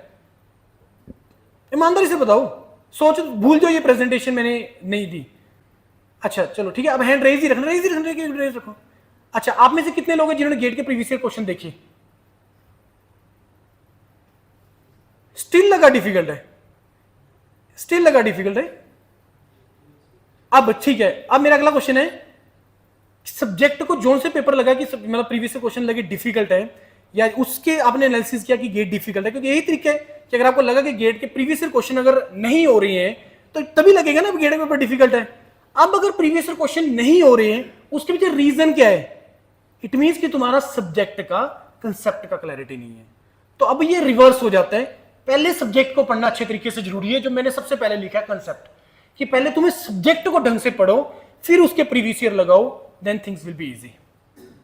अब यहां पे देखो, जब मैंने पूछा कितनों ने गेट के पेपर के प्रीवियस ईयर लगाए, तो आई थिंक 80% हाथ नीचे हो गए, 20% रहे। इट मींस ये सिचुएशन पूरे इंडिया के साथ है कि हमें लगता है कि डिफिकल्ट है, लेकिन हमने उसके लिए एफर्ट भी नहीं किया, ट्राई भी नहीं किया, लेकिन स्टिल एक साइकोलॉजिकल दिमाग में बैठा हुआ है कि डिफिकल्ट है, लेकिन हमने देखा भी नहीं है। और अगर सपोज देख भी लिए, क्योंकि डायरेक्टली अगर तुम प्रीवियस ईयर देखने बैठ जाओगे तो ऑब्वियस है नहीं होंगे, वहां से तुम्हें आइडिया लगेगा, फिर तुम सब्जेक्ट को उस तरीके से पढ़ोगे जिस तरीके से तुम्हारे वो क्वेश्चन सॉल्व होंगे। अगर स्टिल नहीं हो रहे हैं देन आई कैन से कि यस डिफिकल्ट है, लेकिन अदरवाइज अगर तुमने सब्जेक्ट को ढंग से पढ़ लिया या किसी ने पढ़ा दिया ढंग से, उससे अगर तुम्हारे प्रीवियस ईयर लग गए, it means this is easy. और डिफिकल्ट और इजी के बीच की डिफरेंस क्या है? डिफिकल्ट और इजी के बीच का ये जो गैप है, इसका एक ही चीज से रिलेशन है, मेहनत से। कोई चीज इजी कब लगती है? जब हमें चीज आती है तो इजी लगती है, जब हमें कोई चीज नहीं आती तो हमें डिफिकल्ट लगती है। और जब डिफिकल्ट कब लगती है? जब हम नहीं उसको पढ़ा, हमने एफर्ट ही नहीं किया, तो हमें डिफिकल्ट लगेगी। इतना सा डिफरेंस है, आगे की बात समझ नहीं है ये। तो ये चीज दिमाग से टोटली निकाल दो कि डिफिकल्ट है। डिफिकल्ट वाला तो यहाँ पे पॉइंट ही नहीं है। मैं बोल रहा हूँ चाहे डिफिकल्ट भी हो, लेकिन अगर आपको लग रहा है कि मेरे अगर गेट में 50 नंबर आ गए, मैं आईटी चला जाऊंगा, मेरा करियर बन जाएगा, तो मेरे को ये बताओ 50 नंबर लाने में, एफर्ट करने में कहां पे प्रॉब्लम है? अगर तुम्हें ये पता लग रहा है कि गेट में अगर मैं 40-45 नंबर ला के भी मैं अगर आईटी जा सकता हूं और उससे मेरा करियर आगे ओपन हो जाएगा, तो मेहनत करने में क्या फर्क है? क्योंकि दुनिया के अंदर कोई भी ऐसी चीज जो अच्छी है ना, बिना मेहनत से मिलेगी नहीं, बिना एफर्ट के मिलेगा ही नहीं। कोई मेरे को एक चीज बता दो जो आसानी से मिल जाए और अच्छी हो, है कोई ऐसी चीज? नहीं, मिलेगा मेहनत से। जो चीज मेहनत से मिलनी है वो मेहनत से ही मिलेगी। और उससे भी ज्यादा जबरदस्त चीज क्या है कि मेहनत का कोई और ऑल्टरनेट भी नहीं है, इसका कोई ऑल्टरनेट नहीं है। अगर है तो मेरे को बता दो, मैं सभी बच्चों को बता दूंगा। तो प्रिपरेशन स्ट्रेटेजी बहुत सिंपल, सब्जेक्ट को ढंग से पढ़ो और उसके बाद उसके प्रीवियस ईयर क्वेश्चंस लगाओ। और ये जो 6 महीने तुम्हारे पास होंगे ना इंटर्नशिप वाले, 8वें सेमेस्टर में ट्रेनिंग होती है ना तुम्हारी, इसको यूटिलाइज करना ढंग से। क्योंकि इसका देखो, ऐसा नहीं मैं बोल रहा हूं कि इसको स्किप करना है, स्किप तो नहीं करना है, क्योंकि कहीं पे भी इंटरव्यू के लिए जाओगे वहां पे वो आपसे इंटर्नशिप के बारे में पूछेगा। इस तरीके से प्लान कर लेना है कि हफ्ते में 1 या 2 दिन गए और पूरे हफ्ते का काम कर लिया, और जो पीछे 5 दिन बचे उसमें हमने तैयारी के लिए एफर्ट कर लिया। इस तरीके से प्लान करना है। और बहुत सारे बच्चे करते हैं, हमारे पास आते हैं, अभी जनवरी में आएंगे बहुत सारे बच्चे जो चंडीगढ़ आ जाते हैं प्रिपरेशन वगैरह करने के लिए, वहीं पे ट्रेनिंग लगा लिया, 5 दिन किया ये, 2 दिन किया वो, दोनों पर्पस सॉल्व हो गए। It's all about time management. दुनिया में कोई ऐसी चीज नहीं है जो टाइम मैनेजमेंट से नहीं हल की जा सकती है, टाइम मैनेजमेंट और मेहनत से। It's all about time management. Time management करने वाली बात है या नहीं? It's all about time management. तो प्रिपरेशन स्ट्रेटेजी बहुत सिंपल, आज से स्टार्ट कर दो। जो तुम्हारे सब्जेक्ट कॉलेज में चल रहे हैं उन सब्जेक्ट को ढंग से पढ़ना स्टार्ट करो, बुक से पढ़ना स्टार्ट कर दो और उसके प्रीवियस ईयर लगाना स्टार्ट कर दो। अकेले नॉर्मल पढ़ने से भी ना आपके गेट के मैं बोलूंगा 50-60% प्रीवियस ईयर क्वेश्चन ऐसे ही लग जाते हैं। जिसने लगाए उसको पता होगा कि अगर आप नॉर्मल भी अच्छे पढ़ लोगे ना, अगर ढंग से पढ़ लोगे अच्छे तरीके से किसी एक सब्जेक्ट को, तो 50-60% क्वेश्चन वैसे ही लग जाते हैं गेट के प्रीवियस ईयर। बाकी अगर कोई गाइडेंस दे दे, कोई पढ़ा दे उसको अच्छे तरीके से, वो तो फिर सबसे इजी हो जाती है चीजें, right?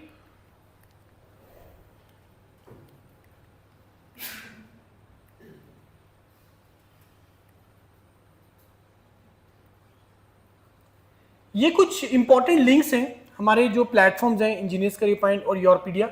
Your engineers career point पे हम लोग जो ज़्यादा चीज़ें डालते हैं वो आपके स्टेट से रिलेटेड है। जैसे हिमाचल में कोई चीज़ निकल गया, मान लो असिस्टेंट प्रोफेसर के निकल गया, या लेक्चरर का निकल गया, या असिस्टेंट इंजीनियर का निकल गया, या आपके गेट से रिलेटेड आजकल हम इंफॉर्मेशन यहाँ पे बहुत ज़्यादा डाल रहे हैं। आप मेरी वीडियोस को जब सुनेंगे वहां पे तो मैं क्लियरली बोलता हूं dedicated for the students of Himachal, Jammu and Kashmir, Punjab, क्योंकि ये 3 स्टेट्स ऐसी हैं जो पढ़ाई में मतलब in the sense specially GATE domain में बहुत ज्यादा पीछे है। क्योंकि हमारे इस रीजन के अंदर खास करके पंजाब और हिमाचल में तो पढ़ाई वाला कल्चर ही नहीं है। मतलब यहाँ ये 2 स्टेट्स ऐसी हैं जहां पे बच्चों को ये नहीं लगता कि पढ़ के भी करियर बनाया जा सकता है। हमें ये लगता है कि कुछ और तरीके से करियर बनाया जा सकता है, कुछ सिफारिश लग गई या जल्दी से कोई जॉब ले लिया, हमें ये लगता है। पंजाब में तो बिल्कुल भी नहीं है, वहां तो कल्चर ही अलग है कि वो अब्रॉड जाने वाला। लेकिन बिलीव मी फ्रेंड्स, मैंने पिछले 15 साल के अंदर करियर के अंदर जितना आसान आज के टाइम पे इंजीनियरिंग के थ्रू करियर बनाना था, मैंने आज तक नहीं देखा पिछले 15 साल के अंदर। रीजन उसके पीछे बहुत बड़ा क्या है, number of students are very very very less. 2016-17 के अंदर गेट में पीक हिट हुआ था जब 12.5 लाख बच्चों ने पेपर दिया था। आज कितना बच्चा अपीयर हुआ है? 2024 में कितना हुआ है? 4.5 लाख। ओनली 4.5 लाख बच्चा अपीयर हुआ है गेट में। और क्वालिफाई कितना करता है गेट का एग्जाम? क्वालिफाई कितना करते हैं? है आइडिया, अंदाजा परसेंटेज में? 15 से 18%। 15 से 18% बच्चा क्वालिफाई करता है। इसका मतलब ये नहीं कि पेपर डिफिकल्ट है। अगला स्टैट्स क्या है? मैंने बोला 4.5 लाख बच्चे ने पेपर अपीयर हुआ, अप्लाई किया था 6.25 लाख बच्चों ने। 1.25 लाख बच्चा गया ही नहीं पेपर देने। और ये हर एग्जाम के साथ होता है कि 15 से 20% बच्चा जाता ही नहीं पेपर देने। और जो पेपर देने जाता उसका 50% बच्चा विदाउट प्रिपरेशन जाता है। ये हर एग्जाम के साथ एप्लीकेबल है। तो 4.5 लाख बच्चे में से 18% क्वालिफाई किया। कितने हो गए अंदाजा? 80,000 के आसपास हो गए। अब इस 80,000 में बहुत सारा बच्चा थर्ड ईयर का है। कितना रह गया? मेरे को लग रहा है रफली 10-12 हजार, 70,000। बहुत सारा बच्चा ऐसा है जिसने 2 गेट के पेपर क्वालिफाई किए हैं, मिनिमम रफली 15,000। पीछे कितना रह गया? 55,000। और इस 55,000 क्वालिफाई में 60% बच्चा ऐसा है जिसके मार्क्स 30 से नीचे हैं। अब बोलोगे सर इतना क्लैरिटी के साथ आप कैसे बोल सकते हो, है ना? लो आपको प्रूफ दिखा देते हैं। इस बार पेपर किसने कंडक्ट करवाया था? किसने? आईसी बेंगलोर ने, राइट। उसने ही ना ये स्टैट्स निकाले हैं, ये डाटा निकाला उसने बड़ा जबरदस्त। देखा किसने डाटा? ये पढ़ना क्या लिखा हुआ है?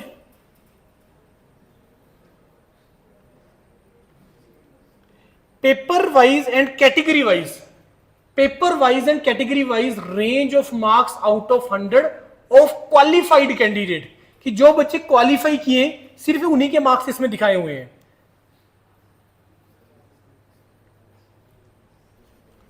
इस बार बस अच्छी लगा लो बुरी लगा लो कि सबसे ज्यादा बच्चा जो अपीयर हुआ है वो कंप्यूटर साइंस में हुआ है। इस बार डबल हो गया एकदम से, पिछले साल से एकदम से डबल हुआ है। पिछले साल 60-70 हजार बच्चे अपीयर हुए थे कंप्यूटर साइंस में, इस बार 1.5 लाख हुआ है। रीजन पता है क्या था? जॉब नहीं लगी थी बच्चों की, ये रीजन था। तो हर कोई भागा हायर स्टडीज की तरफ। आप ये पूरी ये उसकी शीट अवेलेबल है, मतलब मैं वैसे यहीं पे आपको दिखाता हूं कंपैरिजन। ये सीएस आपका कोड है कंप्यूटर साइंस का। कितना बच्चा क्वालिफाई किए? 22,000, है ना?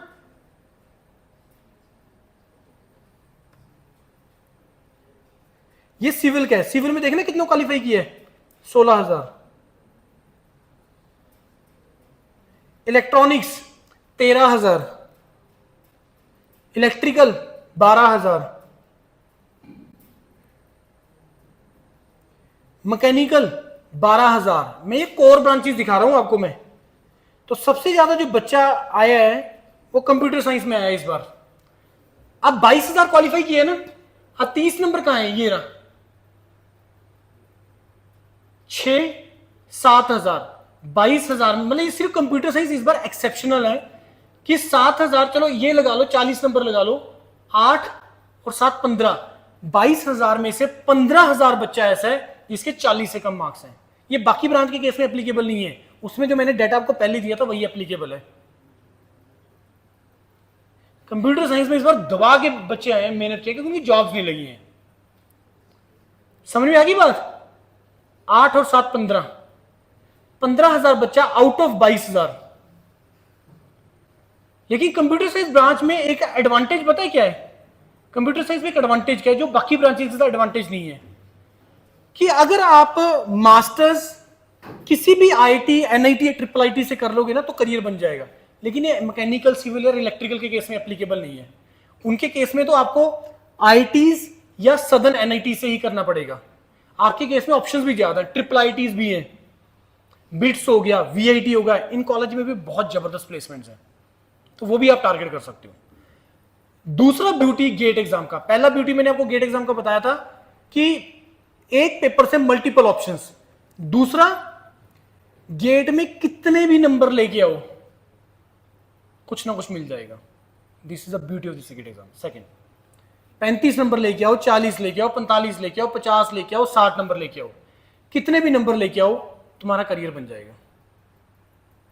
क्योंकि जब तुम किसी एक आईटी में अप्लाई करते हो ना तो तुम्हारे पास रफली मोर देन 100 ऑप्शंस होती हैं अप्लाई करने के लिए एक आईआईटी के अंदर, अलग अलग परमुटेशन कॉम्बिनेशन से, अलग अलग परमुटेशन कॉम्बिनेशन से। आगे बात में अलग अलग परमुटेशन कॉम्बिनेशन में तुम्हारे पास एक आईटी के अंदर 100+ ऑप्शन, और टोटल 23 आईटीज है, एनआईटीज है, ट्रिपल आईटीज है, तो तकरीबन 2,500+ ऑप्शंस होती हैं आपके पास अप्लाई करने के लिए। और सीट्स इसके बाद मल्टीप्लाई है। अब दिमाग में आ रहा होगा कि सर पीछे 7,000 बच्चे बच गए, 16,000 के बाद पीछे 7,000 बच्चे बच गए, 8 7 15,000 के बाद 7,000 बचे, तो क्या सभी के एडमिशन हो जाएगा? यस। लेकिन बहुत सारा बच्चा ऐसा होता है इसमें से भी, जो पीछे 7,000 भी ये बच गया ना, इसमें बहुत सारा बच्चा ऐसा होता है जिन्होंने टारगेट किया होता है कि मेरे को आईटी बॉम्बे जाना, तो आईटी बॉम्बे जाना है।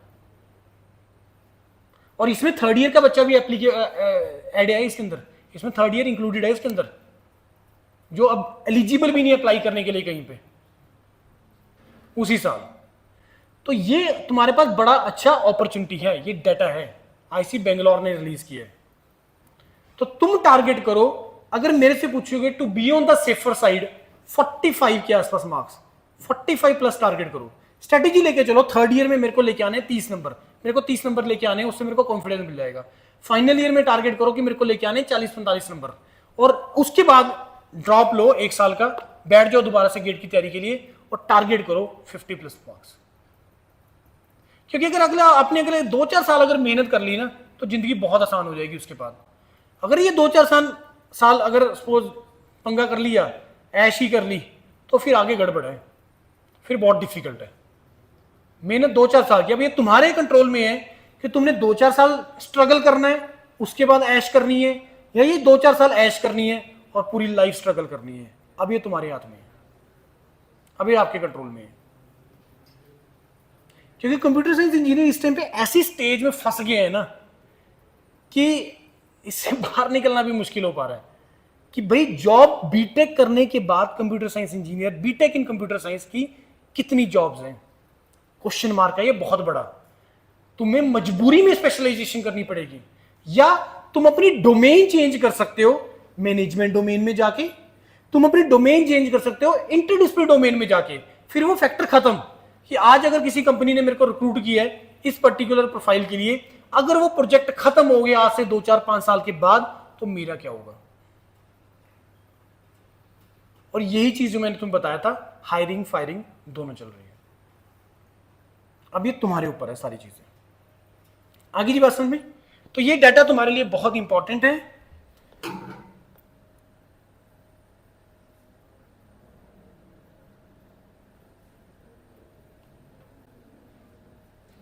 इसको स्कैन करो, योर पीडीएफ को स्कैन करो, करना जल्दी से।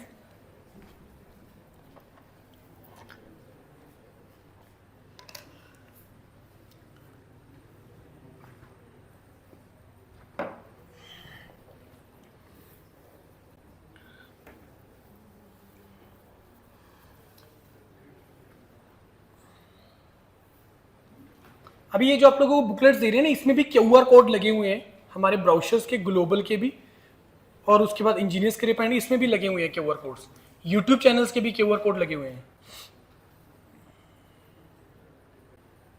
एक्सप्लोर करना, आराम से ढंग से एक्सप्लोर करना। Believe me friends, this is different platform, your PD is totally different platform, जो कुछ अलग डायरेक्शन में बात करता है पूरे इंडिया से।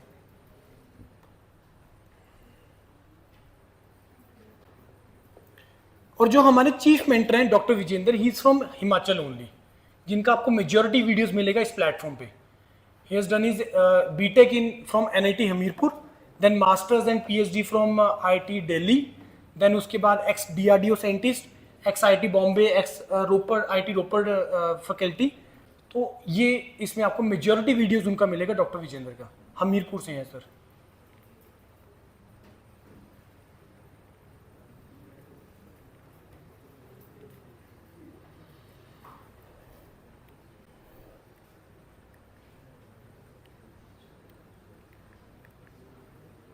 Any query if you are having any query, any doubt, कोई भी आपके दिमाग में कोई डाउट है, कोई क्वेरी, आप प्लीज पूछिए।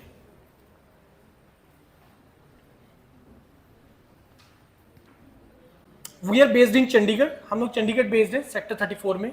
सो you will be most welcome कि अगर आप वहां पे विजिट करेंगे और अगर कोई क्वेरी होगी कोई पेरेंट्स के साथ, या वैसे अगर आप आना चाहें तो आप कर सकते हैं।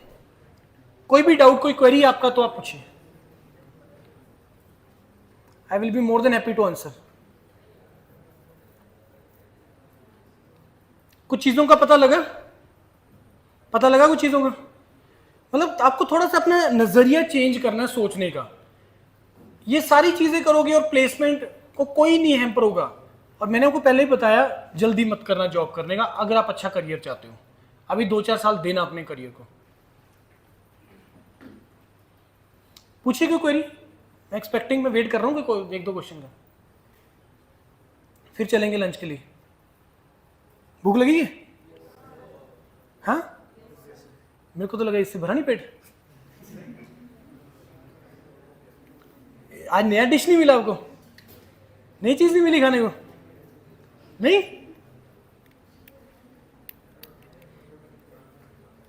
कोई क्वेरी?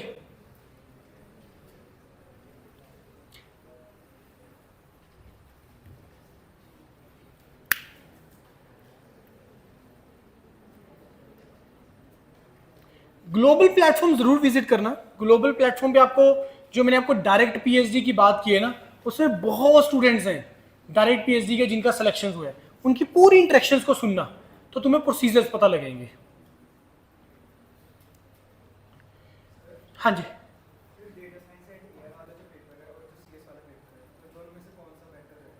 देखो, हाँ एक अच्छा क्वेश्चन है। देखो बैठ जी, मैं बताता हूं। अगर आप गेट कंप्यूटर साइंस से दे रहे हो तो सारी ऑप्शंस ओपन है, जितनी भी डोमेन्स हैं, चाहे कोर से रिलेटेड है चाहे इंटरडिसिप्लिनरी रिलेटेड है। लेकिन अगर आप गेट डेटा साइंस से दे रहे हो तो ओनली डेटा साइंस ऑप्शन के लिए आप एलिजिबल हो। मैं ये क्वेश्चन आंसर पहले कर चुका हूं बीच में कि डीए का पेपर अलग से निकालने का एज सच कोई फायदा नहीं हुआ। किस बेस में मैं बोल रहा हूं? क्योंकि वी आर द प्लेटफॉर्म। जितना भी आईआईटी इसके अंदर स्टूडेंट जा रहा है, मास्टर्स के लिए, पीएचडी के लिए, अब्रॉड के लिए भी, वो सब योरपीडिया से गाइडेंस लेके जाता है, ए टू जी बच्चा, ए टू जी। अब जब एलिजिबिलिटी की बात, क्योंकि पहली बार गेट का पेपर हुआ था, तो किसी भी आईआईटी ने इसको एडिड एडवांटेज नहीं दिया, जबकि उनको देना चाहिए था। मान लो सपोज किसी का बीटेक मैकेनिकल से है या सिविल से है और उसने गेट डीए दिया है, अब उसका एलिजिबिलिटी जो पहले वाला गेट कंप्यूटर साइंस के थ्रू था वही रहा, उसने एडिड एडवांटेज दिया ही नहीं। तो मेरा मानना यह है कि अगर आप सारी ऑप्शंस को ओपन करना चाहते हो तो गेट कंप्यूटर साइंस ही देना। डीए में देने का डिसएडवांटेज, बहुत सारी ऑप्शंस, जैसे आप डीए के अंदर आप कंप्यूटर नेटवर्क्स नहीं पढ़ोगे, आप इसमें कोआ नहीं पढ़ोगे, आप टीओसी नहीं पढ़ोगे, आप डीबीएमएस पढ़ोगे, एल्गोरिदम पढ़ोगे, एआई पढ़ोगे, एमएल पढ़ोगे, और उसके बाद आपका मैथमेटिक्स पढ़ोगे, स्टैटिस्टिक्स पढ़ोगे। ये सिलेबस आपका गेट डीए का। तो जो इन डोमेन से रिलेटेड हायर स्टडीज है ना, सिर्फ उसी के लिए आप एलिजिबल होंगे, तो अदर डोमेन्स के लिए आप एलिजिबल नहीं हो। तो ऐसा अगर इसका एडिड एडवांटेज दिया होता कि अगर किसी ने, आपने बोला कि सर मेरे को मास्टर्स करना है एआई के अंदर या डाटा साइंस के अंदर, और अगर उससे गेट डीए देने से एडवांटेज मिल रहा होता तो मैं आपको क्लियरली बोल देता कि दे दो उससे गेट डीए से, लेकिन वो मिला नहीं advantage. That is the problem. बाकी देने को आप दोनों दे सकते, कोई इशू नहीं है, 2 सब्जेक्ट आपको एक्स्ट्रा पढ़ने हैं, बाकी तो आप नॉर्मली पढ़ ही रहे हो कंप्यूटर साइंस के अंदर, ये फर्क है। और क्योंकि पहली बार हुआ था इस बार गेट का पेपर डीए के अंदर, कुछ क्वेश्चंस उसने पूछे हैं, मैथमेटिक्स मेजॉरिटी पूछा है, क्योंकि this AI and ML this is a branch of mathematics only, तो मैथमेटिक्स का मेजर पार्ट तो है ही है इसके अंदर। तो ये एनी अदर क्वेरी?